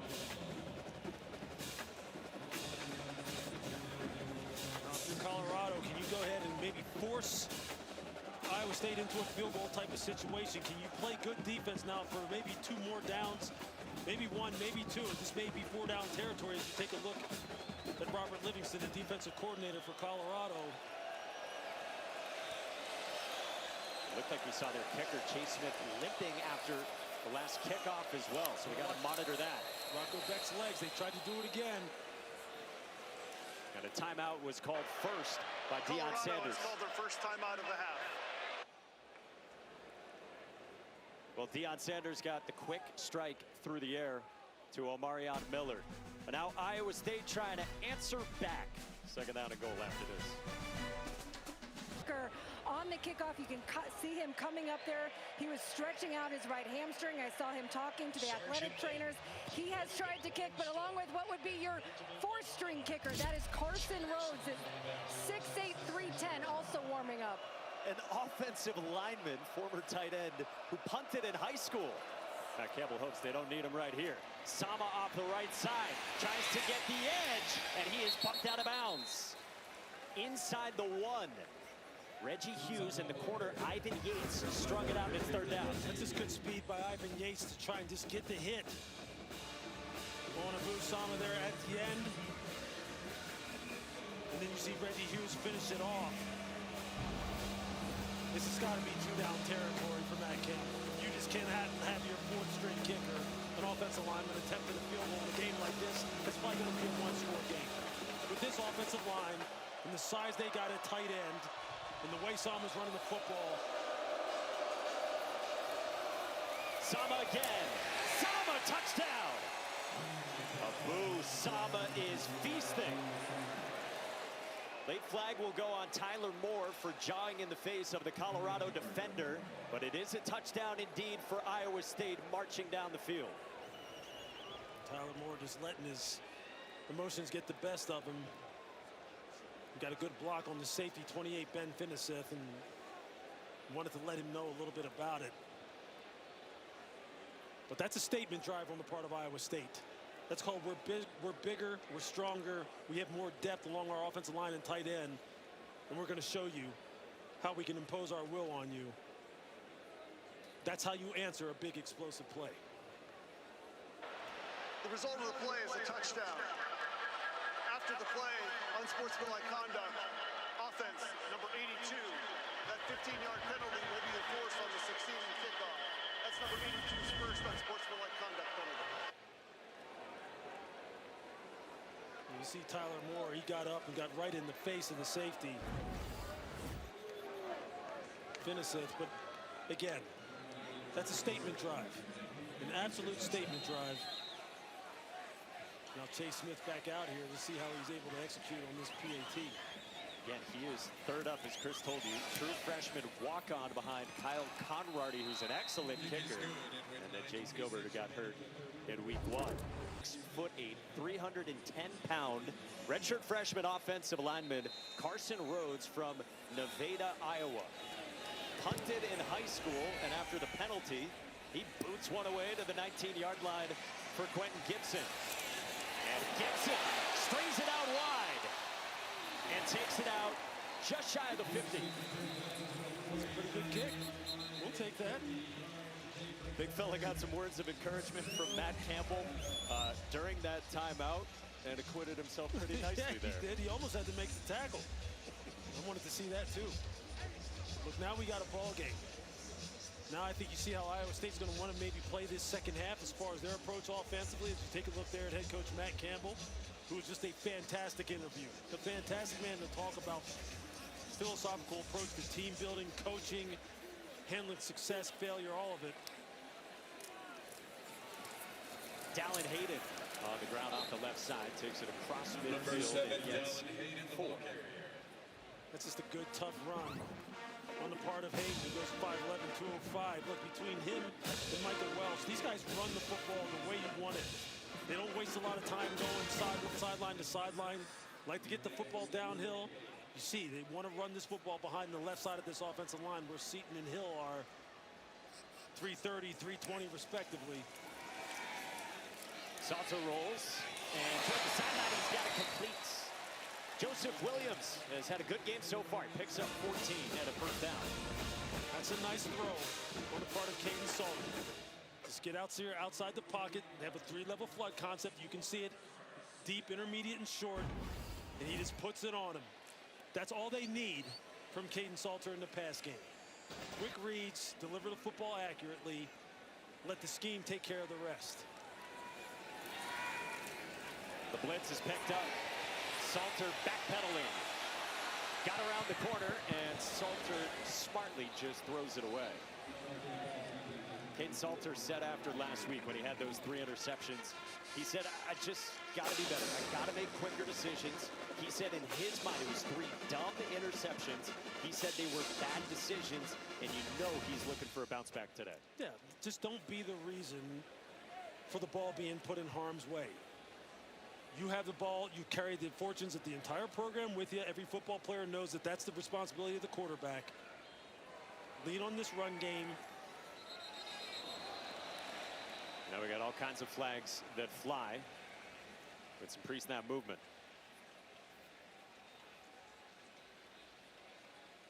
False start. Offense, number 58, 5-yard penalty, second down. It's the center, Zarian McGill, 6th-year senior from Mississippi, who transferred in from Louisiana Tech.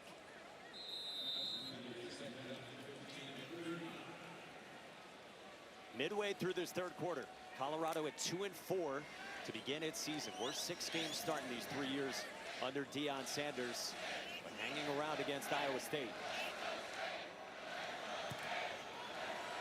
On 2nd and long, it's Dallin Hayden, former Ohio State Buckeye, crashes into Marcus Neal, and on the stop after 6, and here comes 3rd down for the Buffaloes. Here's where Salter again, he has to start looking for his guys who have been producing for him today. Omarion Miller, number 4, Joseph Williams, number 8.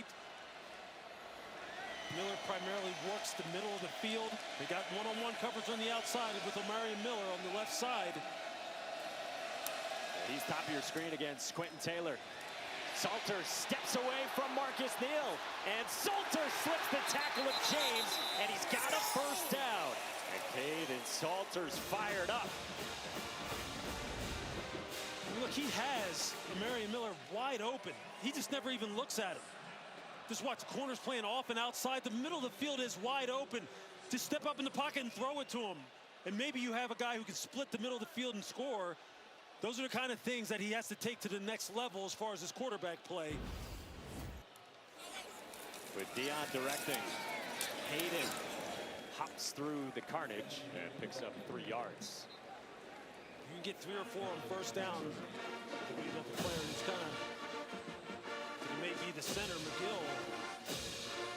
See him limping, something happened to his right leg. If you can get 3 or 4 yards on 1st down,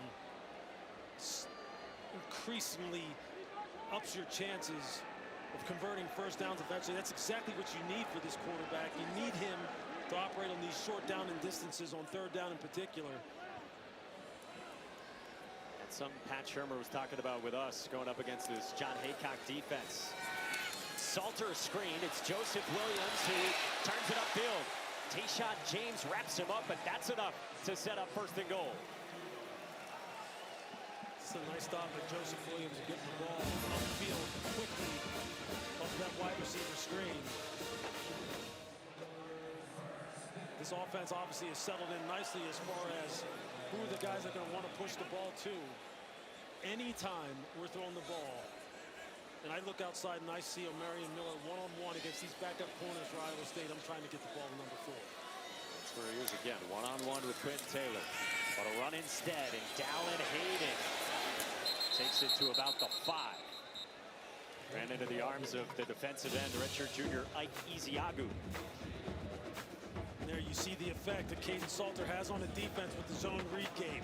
Everyone was sitting on Caden Salter, waiting for him to pull that football and try and get out around the corner. His legs are a serious threat down here, just like Rocco Beck for Iowa State. See, he has outrushed the rest of the Colorado offense.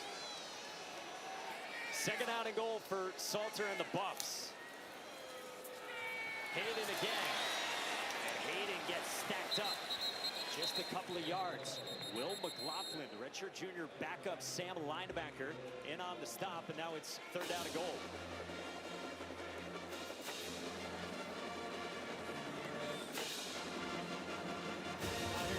To make if you're Pat Shermer. I think you see now they're bringing in the speedster. Cam Michael, he's in the backfield, just offset. Yeah, trips bunched to the right. And the redshirt freshman Cam Michael with Salter. 3-man rush. Salter with time. He floats one back in the end zone. Williams. Touchdown, Colorado.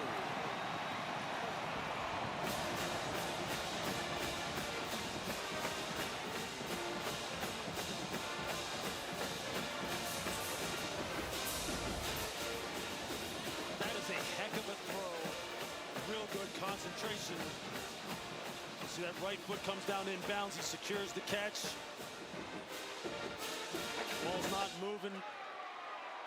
What a heck of a touch throw. And he read that thing out from right to left. A full field read on the part of Caden Salter. It was almost a little late on the throw, but man,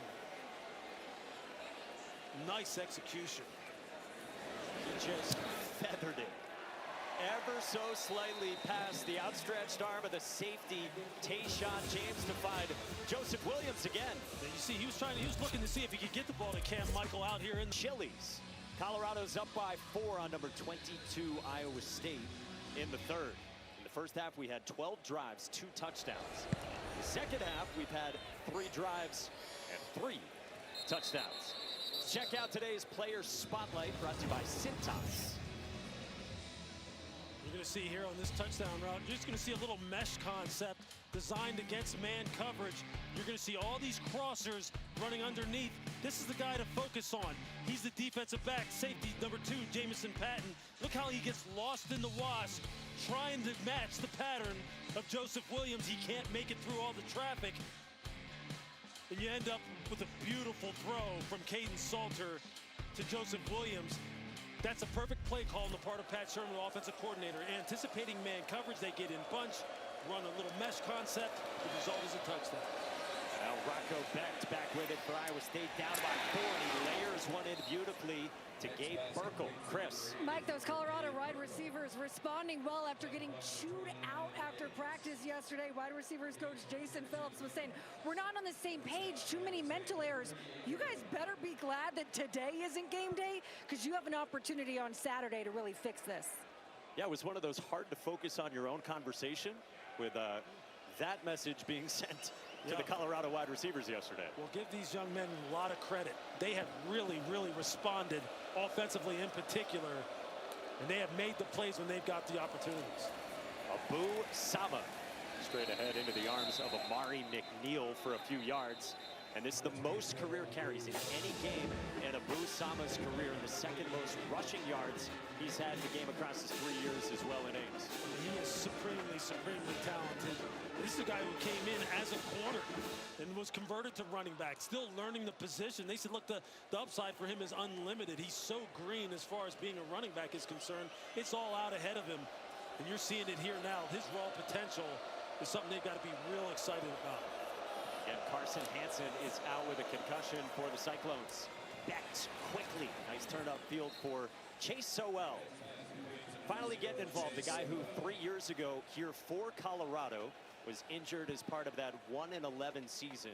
And look, he was told that he was not really welcome on this roster moving forward. Now, he was injured as well. That was part of it from Deion Sanders. And Chase Sowell all week has answered his questions about that coming back here beautifully. So he holds no grudges. It was business, so there's always things you like and don't like from any head coach. Hey, there's always a grudge. Let's be serious. And Becht floats this one in Sowell's area again with the pressure coming from Peshin Hodge. Yeah, when you're told by someone to go ahead and hit the portal because, you know what, there may not be a place for him. I mean, how can you take it any other way than other than to say you're not good enough? Well, all he's done is responded by averaging 18.2 per catch and just racking up explosive play after explosive play, you know, over the past 2 weeks. And they're going to need him in this football game to make a play at some point here, because this looks like this is going to come down to potentially a last possession type of ball game. That is life in the Big 12. One-score games galore. Second down from midfield for Iowa State. A give again for Sama. Finds the running lane. Sama with a stiff arm. Stays on his feet. And finally brought down inside the 15. Abu Sama can do it all.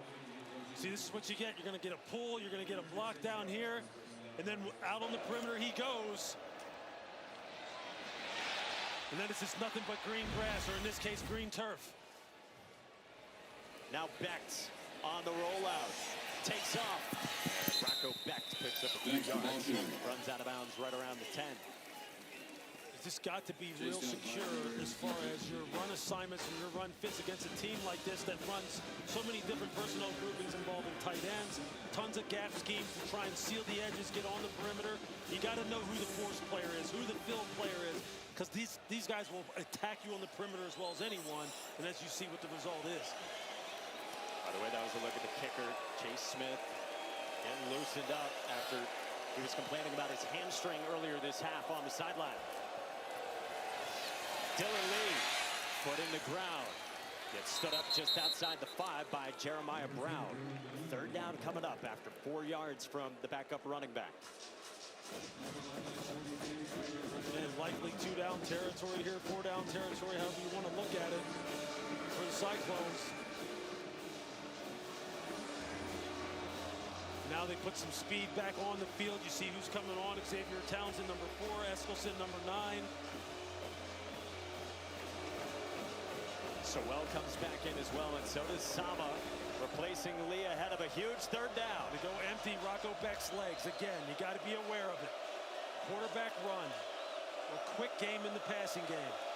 They fake it with the play clock winding down, and the tight end. He lost the ball at the snap. He literally dropped the snap, didn't get it cleanly. Lucky to get that back. That was Gabe Burkle, one of their trusty tight ends. With the trickery, it's short as well. 4th down and 1. That ball's on the ground. I mean, that could have been a disaster. Drive the ball down the field like this, trying to answer the score of Colorado and turn it over. And now they take the speed off the field. They get the heavy personnel in, and Rocco Beck steps under center. And whistles pre-snap and a flag down.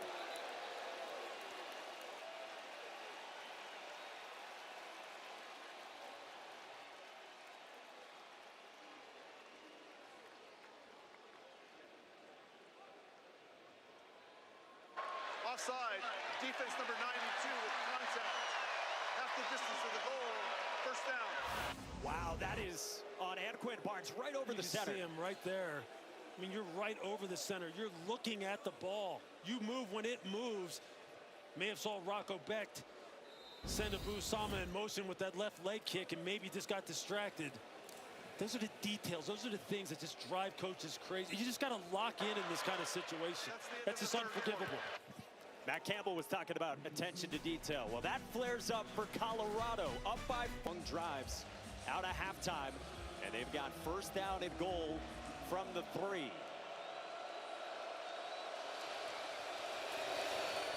Abu Sama's been the workhorse, and he gets tripped up. London Merritt got in there and snatched Abu Sama's ankles from behind. This is a great individual effort on the part of Merritt. You're going to see him just come off the edge and just flatten down the line of scrimmage. That's what you got to do when you're unblocked. You got to flatten now and just get down the line of scrimmage. Nice pad level at the point of attack. Just got to continue to fight if you're Colorado's defense. See if you can force them to kick a field goal or make this a 4-down type of situation. Sama on the pitch. A stiff arm and nowhere to go. Ran into Sean Myers, the backup linebacker, and now it's 3rd down.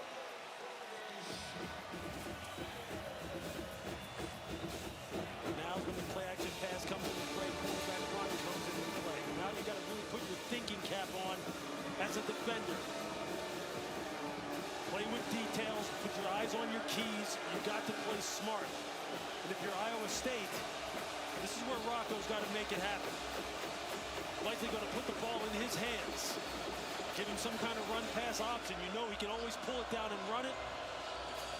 Got size on the field. They got the 6'7" Bramer at the top of the screen, one-on-one.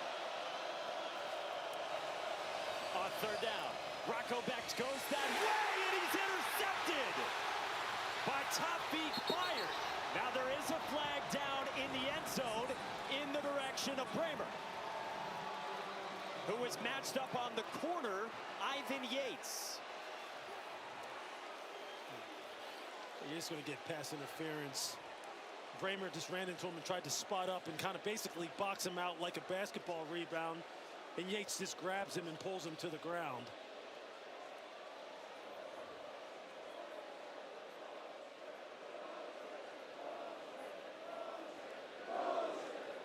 You had pointed right to it. Ben Bramer, one of the stud tight ends, 6'7", who was matched up on the corner at 6 feet tall.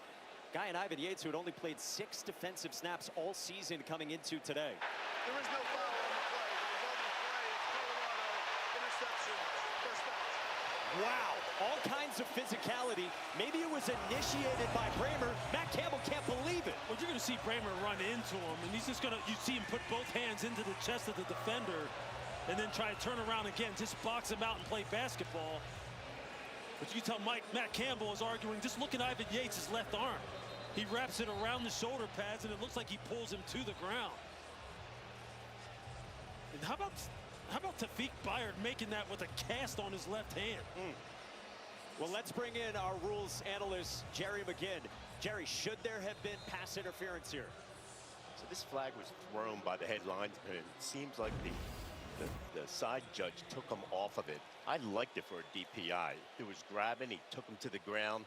I'm surprised they picked it up. Wow, what a big swing that is on a no call, and the interception. Hayden off the right side, wrapped up by Cooper Evil just the yard. Let's have a couple more looks. Yeah, look, that's a hard call not to make as far as throwing the flag for PI. The pass wasn't going to be completed regardless. I mean, that was a bad throw on the part of Rocco Beck. That was not going to get there. But how you pick up the flag there, that's an interesting call. That's a really interesting call. If I'm Matt Campbell, I'm livid right now. And he was. And what a swing that is for Colorado. Back with the football, up by 4 in the 4th. Caden Salter with all data on cork one to Omarion Miller. Could not haul it in, matched up with Trey Bell. That's a good decision on the part of Caden Salter. Give your home run hitter a chance to go up and make one-on-one. And really, Omarion Miller just mistimed this. You see, he has leverage. Has to slow down a bit. He just mistimed his jump a little bit. He was coming down as that ball was arriving, and he knows it. He missed an opportunity there to make a huge big-time play. But I like the confidence that Caden Salter is showing now. So now it's 3rd down and 9 from the 20 for Salter and the Buffaloes. With pressure coming, Salter slings one on the deep bounds. Got it complete to Joseph Williams to move the sticks. Just watch this. He's getting this right in his face, and he stands right in there. He never blinks. He lets that ball go before the wide receiver comes out of the break. And for as much stuff as this young man has taken as far as his ability to play quarterback and make bad decisions and not be able to really deliver from the quarterback position the way in which... The result of the play is the first down. After the play, unsportsmanlike conduct, offense, number 8, 15-yard penalty. That's number 8's first unsportsmanlike conduct. And undisciplined again from Colorado. They had Anquin Barnes jump with contact offside, and then Williams, after the catch, gets in the face of Jamison Patton. That's... I mean... Not a ton. Look, no. Yeah, we don't know what was said. We don't know what kind of language he used. That is obviously the case here, but... So on 1st down, Caden Salter, he fires into coverage, and that is jarred free from Sincere Brown on a hard hit by the corner, Quentin Taylor. Great zone vision on the part of Quentin Taylor. He's playing outside leverage. You're going to see him at the top of your screen, number 24, right at about the 30-yard line marker. Watch the vision he plays with. He's playing the go ball, cushioning the go ball, then sees the 7 route, breaks it off, and makes a PBU. That is classic cover 3 outside corner midpoint technique. Really nice play, considering the fact that Iowa State has lost both of its starting corners to injury. Now it's 2nd down and 10. They spin it out quickly to the tight end, Zach Atkins, who rumbles forward, close to the sticks. Trey Bell in on the stop after 7, and it sets up 3rd down and manageable. This game's kind of heated up now. These quarterbacks are starting to put this ball up. Caden Salter is really starting to play with some confidence. The wide receivers, you can tell they're playing with confidence. Iowa State secondary delivering big hits. This is what you like to see. This might be as good as Caden Salter's played since, 3 weeks ago here against Wyoming. Been a long time coming, and he has started to find a rhythm. Extra offensive lineman, so they run it with Dallin Hayden, and Hayden has enough and more for a 1st down. 3rd down conversion, running right at Marcus Neal for 8. That's a big-time collision in the hole. Marcus Neal goes every bit of 215, 220. They just kind of locked horns right there in the hole. He said, look, we like how Dallin Hayden runs this football. Both of these backs between him and Michael Welsh. And they're showing why. And those are the 2 guys today. No DeKalin Taylor or Simeon Price. They all got injured 3 weeks ago against Wyoming, and then today no Draylon Miller, who's moved from wide receiver to running back. Hayden again, stacked up. Let's check in with Matt Berry in the studio. All right, guys, checking in on Oregon and Indiana. Just wanted to give you the pregnant pause to make it dramatic. Pick 6 from Brandon Finney, and we are tied. Quack gets back in it off the turnover. The wait was worth it, Matt. As we welcome you back to Boulder, Colorado. Lewis Riddick, Mike Monaco with you, Chris Budden down on the field, and our entire excellent crew behind the scenes. This is 2nd down and 11 for the Buffaloes. Up by 4 on Iowa State. Against pressure. Quickly out. Quick Gibson's got some wiggle, and he gets spun down just shy of the 45. Not have enough for a 1st down. And you really like the poise Caden Salter is showing right now.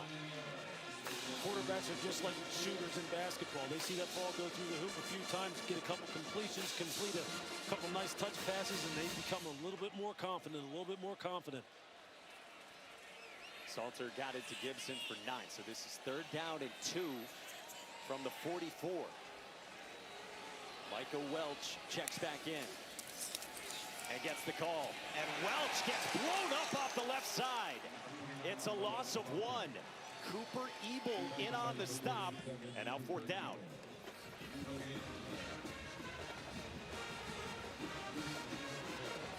Some deliberation from Deion Sanders. He will send out the punt team. Great linebacker play. You got Force here coming downhill over the top. It's just great coordination amongst the 3 linebackers, the off-ball players. Look, you cage the block in, you take out the lead blocker, linebacker wraps over the top and finishes the play off. That's nice coordinated linebacker play. It's a big-time stop for Iowa State. To bring out Damon Greaves for the first punt by either team in this 2nd half. Another really good one from Greaves to around the 10 to Aiden Flora. Iowa State gets it back with 9 minutes to go, down to by 4 on the road.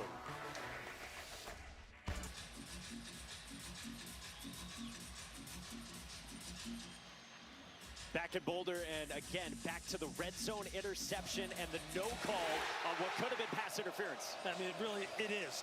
This is pretty clear to me. Ivan Yates grabs Ben Bramer as he pulls him down to the ground. How that flag is picked up really, quite honestly, makes no sense to me. Matt Campbell still irate during that commercial break. Cyclones got a long field in front of him. And Abu Sama off the left side, following Brendan Black, searching for more space. And Abu Sama turns that into what appears to be a 1st down. Preston Hodge eventually on the stop, and they will mark him very close to the sticks. Abu Sama just having his coming out party today on national TV. You got to love it. He has been a worker. He has shown jump cut ability, pass receiving ability, run between the tackles. He's shown the entire package. Interesting spot. They mark him just short. So 2nd down and 1 for Iowa State. Approaching the midway point in this 4th and Boulder. Bobbled snap, and Rocco Beck falls on it. So from 2nd and 1 to now 3rd down and medium after Beck could not handle that snap. These are just the kind of things. Looks like a clean snap. Just takes his eyes off of it. He's going to really try and execute the zone read. Big time 3rd down situation here for Colorado. You got to smell blood in the water, so to speak, as far as getting the ball back to your offense and then maybe trying to milk this clock some and run it down. Big 3rd down. Pressure comes. Beck got rid of it quickly, and a sure-handed tackle made by Tawfiq Byard on Ben Bramer, who went reaching out for it, but he is short, and it's 4th down. Tawfiq Byard is playing with a cast on his left hand. He's basically playing one-handed. Just making plays all over the field here today. And how about this on 4th down and a yard and a half. 7.5 minutes to go. Matt Campbell keeps the offense out there. Matt Campbell figuring, look, if I believe in my offensive line like I say I do, you've got to be able to pick up a 1st. Don't necessarily like them being in the gun. Sama's been the workhorse. He plunges forward, and Sama is stepped up and short. Turnover on downs.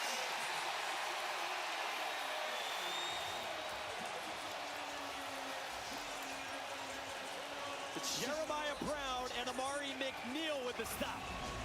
It's just too slow hitting of a play. Just look how Sama has to shuffle to his left and then get going vertically in north and south. And by that time, Colorado has already reestablished the line of scrimmage and gotten some penetration.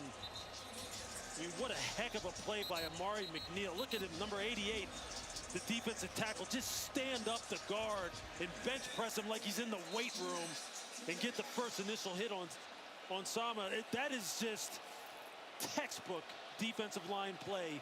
Again, don't like them being in the gun. It takes too long to get to the line of scrimmage. Matt Campbell rolled the dice. Baylor Mauser went to the gun, and now short field, Colorado up by 4. Salter the keep and the cut. What's wrong? He gets stacked up after a 4-yard pickup. Tick inside 7 minutes to go, and Colorado and Caden Salter in a much better offensive rhythm here in the second half. They sure are. Caden Salter is playing with confidence. Just going back to that 4th down play. I mean, why wouldn't you have Rocco Becht up underneath center? The guy's got legs like a power lifter, and try and do some form of tush push and get that out of there. They're going to want that one back. Salter another keep off the left side.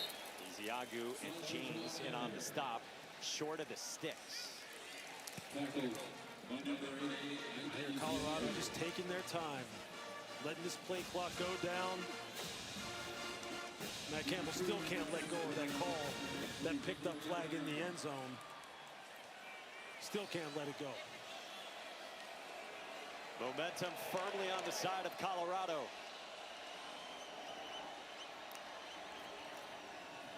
Salter stood up. Tayshaun James and Cooper Ebel, the linebacker, after just a yard, and it's 4th down. Iowa State trying to answer the bell in their own sudden change situation. Their defense coming out now, playing real good run defense, holding Colorado to a field goal attempt. That's the mission. When you have a sudden change situation like that, you got to kind of gear your mindset towards just limiting the damage as much as possible. Maybe even come away with it with a blocked field goal attempt. 29-yard try for the steady senior Alejandro Mata. Been with Deion Sanders a long time. And Mata splits the uprights, and the lead is 7. But that was big from the Iowa State. This 1099 you can eat. The last time Iowa State won in Boulder was back in 2000. J.J. Moses from Sage Rosenfels. 19 degrees, snow all over the place, and this the first meeting since 2010, and it has not disappointed with drama. It sure hasn't. We've got a lot of drama here today, and look, this is Rocco Becht's time, right? This is where he really excels. We've been talking about it all game. When the game gets tighter, he seems to loosen up and really go for it and throw caution to the wind, so to speak. He's going to need to do that now. His defense got the big stop after the turnover on downs. Buck Buchanan, another touchback. We check in with Matt Berry. All right, gentlemen, here with E.J. Manuel checking in on Texas and Oklahoma. Nothing's been going right for the Sooners on offense today, and then Ryan Niblett, Texas special teams, creates a gap. He makes one cut back inside, bounces off a guy. He could go all the way. That might be enough to do it. Oklahoma 0 offense, 20-6, Texas. Fellas, thank you. You mentioned this, Lewis, about Rocco Becht and how he often cuts it loose when the game gets desperate. Yeah, I mean, they're going to need it right now. Now they'll probably go a little bit, hurry up, kind of up the tempo a little bit. You saw how it affected him earlier in the game. He fires to his tight end, Ben Bramer. He rumbles to midfield, and a dart from Rocco Becht. That's just a nice on-time, in-rhythm throw. Hits that back foot, takes a little hitch, and then just cuts it loose. Ben Bramer, 6'7", 255 pounds. Just a unique weapon. Becht stands in. A drop on the crosser to his other top tight end, Gabe Burkle. Burkle's got to make that catch. You wonder, is he looking back in the sun? He's ran a little option route right in the middle of the field, with wide open. And now Trevor Bohr, the left guard, redshirt sophomore, who again, Matt Campbell just gushes about, getting a full snap share for the first time this season after about. Big playmaking ability, that'll be a good one. But we got a good one right here. Iowa State seems to live in one-score games these last couple of years. Rocco Becht on a slant, can't connect with Chase Sowell. They just have not been able to hit these quick hitters, these in breakers, the slants, the catch and run, passing attack. It's just not been going for them today. It's been something that you're just not accustomed to if you follow Iowa State football. Now they're in 3rd and long. Now this is where you don't want to be. Who have been the dependable receivers for them? Xavier Townsend in the slot, number 4. He's made big plays. Do you go back to Ben Bramer here? That's what I'd be thinking if I was Colorado's defense. They're going to run it with Rocco Becht on 3rd down and 10. He gets stacked up. So that indicates the plans with 4th down coming up for Iowa State. Again, it's Rocco Becht and the weapons that they have. You can just tell how the psyche, even play callers, starts to get affected when you're not having success. And now here they are.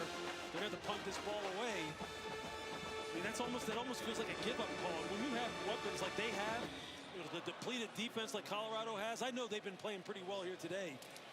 You got to give your quarterback a chance to see if he can pick that up. Man, you see quarterback draw on 3rd and 10. You're thinking 4-down territory. Punt unit comes out.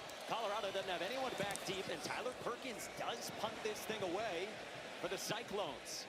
It takes a bounce right around the 15, and that's where Iowa State downs it. Well, if you've been watching the Red River Shootout, welcome here to Boulder, and the key plays in this one. We go first to the red zone. Yeah, here it's the interception by Tafik Bayard in the picked up flag in the end zone on Ivan Yates, the corner, defending Ben Bramer, which looked like an easy pass interference for me. And you can see Matt Campbell is just absolutely losing it. And then the 4th down play in the gun, kind of like this pseudo draw play that just too slow developing. You see the defensive tackle Amari McNeil just make an excellent individual play, bench pressing the guard, stopping Abu Sama short of the 1st down. It's been high drama in this game. There's going to be some calls that I think both sides are going to want back once they go back and look at this. But that picked up flag in the end zone, I have a feeling we haven't heard the last from Matt Campbell on that call. Feels like just an enormous missed call in this game. So inside of 4 to go, you got the 2-minute timeout, 3 timeouts for the Cyclones. Cam Michael off the right side for a 3-yard pickup as Colorado's got a chance to salt this away in what would be their biggest win of the season. How about that? Putting the freshman in at running back here. The game hanging in the balance inside of 4 minutes. Letting him slam it up inside against this defense that you know is going to be punching at the football, trying to create a turnover. That's big-time confidence in the freshman from head coach Deion Sanders and offensive coordinator Pat Sherman. 18 in the black. You see him right there to the right of Salter. And now 2nd down at 7. Michael the motion. Hayden the give off the right side. A 1st down and physicality. Running into the face of Tayshawn James. This time it's the freshman Cam Michael who's just going to block on the edge. Watch him here. Watch him lead his running mate, Dallin Hayden, around the edge. You see him here. Watch him just get the block. Just kicks out support. And Dallin Hayden off to the races. This is how you get young freshmen to grow up and really kind of like find their legs within the program. Put them in big situations, see how they respond. Cam Michael staying on the field. Snap it around 220. Hayden with a lane. Dallin Hayden shoved out of bounds, but there is a marker back near midfield.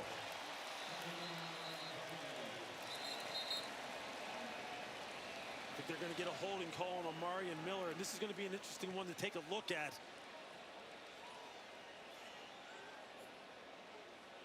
If it is holding on him, it happened right near the sticks and the line to gain and right around where Hayden was as well. Holding, offense, number 4. 10-yard penalty enforced from the spot I could see it coming. Amari Miller just trying to spring his running back for a big play. Just watch his left hand as it gets outside the framework of Trey Bell. Just let it run, and you'll see him. You're going to see, watch his left hand. Right there. Like an instantaneous grab, just trying to free Dallin Hayden down the sideline. You see that happen a lot. But you love the effort. You love what his thinking was. So it was right around the line of game, which was the 45. So the penalty enforced. The clock can roll here for Colorado. And so Matt Campbell's going to use the first of his 3 remaining timeouts with 2:09 to go. Iowa State has called the first timeout of the half. 30-second timeout. And let's get you to the studio and check in with Matt Barry.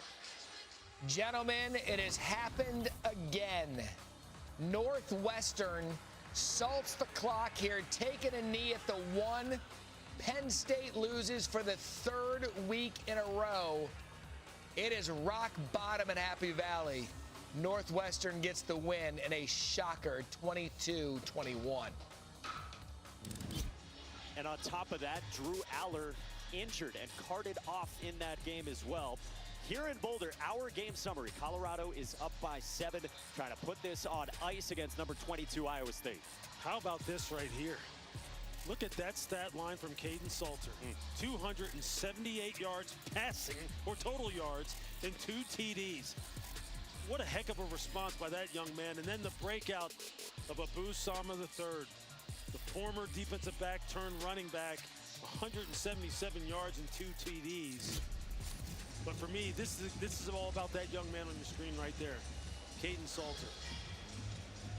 He has really responded in this football game the way you want to see a high-level competitor respond. Now, can he maintain this kind of performance throughout the rest of the year and continue to build on it? You hope so.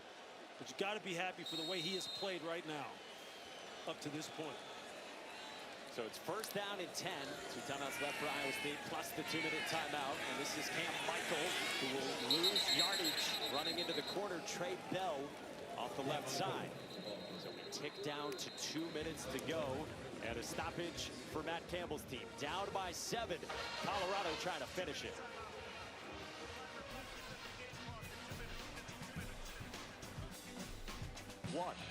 That is hard to believe in his 3 years here in Boulder. And his team trying to finish this off. We've got 2 minutes to go. Second down and 12 for Caden Salter and the Buffaloes. And a couple of timeouts for Matt Campbell and Iowa State. Salter keeps and gets tripped up by the safety Jamison Patton for a loss of 5. And so another timeout taken. You got 1:52 to go. It's a nice play by Jamison Patton. Iowa State has called their second timeout of the half. 30-second timeout. Timer, please reset the game clock to 1. And Caden Salter has been awesome. You said he's been the story for Colorado. He sure has. And in particular, throwing the football. He has taken what the defense has given him. He had a little bit of a shaky start, had some misfires early on, but he has seen the field with clarity. He has taken off when he has needed to take off and pick up first downs with his legs. And this touchdown pass here, this is as good as a throw as you'll see him make. Look at him layer this ball over the outstretched arms of the corner, or the safety rather, Tayshawn James. 217 pass yards on 15 of 24. No turnovers. That's the key right there. After coming off a game in which he had 3, had 2 TDs, no INTs, make good decisions in the run game. Now's another opportunity where he needs to make a good decision here. No ball handling issues, no sacks. Don't put the ball in harm's way. If you throw the football, it's okay to punt this ball away. That's got to be what they're telling him. Put this game on the defense's back if they can't pick up this first down. It's the longest third down today that Colorado's offense has faced. And they do go to the air, and Salter connects! A dart to Joseph Williams! Wow! That is an unbelievable throw. A great call against cover 2. Watch the safety get too wide. down the seam, and you don't have anybody run with him. Whenever you vacate the middle of the field in the too high look, you have to have somebody running with him down the seam. You can see the safety, 31, Marcus Neal, try to recover late, but he's too late on it. Caden Salter recognizes it immediately. That's textbook. That's great play calling, great recognition on the part of Caden Salter. Nice throw. Inside of 90 seconds to go, and a run for Dallin Hayden. And Matt Campbell uses his final timeout with 1:25 to go. 3rd and 17. Against a cover 2 look. The middle of the field is open. Watch the safety, 31. Marcus Neal. He knew he was cooked right away. He knew that he didn't get back fast enough. They vacated the middle of the field. That's just... Matt Campbell's going to have a lot to talk to his team about. His coaches, his players, whoever he needs to talk to about the picked up pass interference. And how about the moment for Caden Salter? I mean, Marsh Maline, 6th-year senior, you transfer in, you think this is it. I'm going to follow Shedeur Sanders at Colorado. He got benched earlier, step up in a major way today. How can you not feel great for the young man? I mean, those are huge, huge shoes to fill. Not only was Shedeur Sanders a great quarterback, he's got his name up here on this stadium. He was the son of the guy who's the head coach. So you know there's some personal feelings there for Deion. I mean, that's natural, that's okay. And now on a big stage like this against a ranked opponent, you are playing your rear end off and delivering just big throw after big throw. Touchdown throws, seam balls, you're running the football. You have to be happy for him.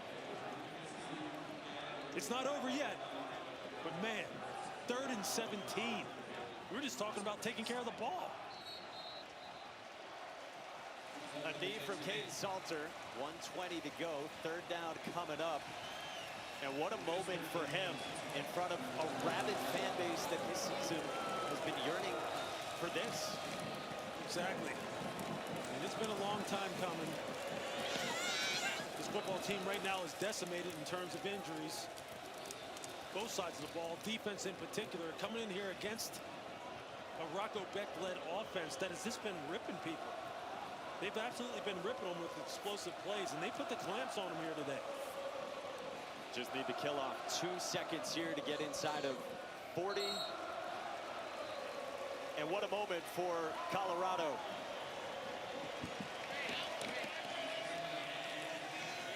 Packed house again at Folsom Fields. Caden Salter stepped up in a major way. And against the number 22 team in the country, Deion Sanders in a tumultuous week for him. Had surgery 4 days ago for blood clots in his leg. Returned to practice by 9 a.m. on Wednesday morning. And on Saturday afternoon, authors the biggest moment of year 3 in his tenure, leading the Buffaloes. And Colorado upsets Iowa State.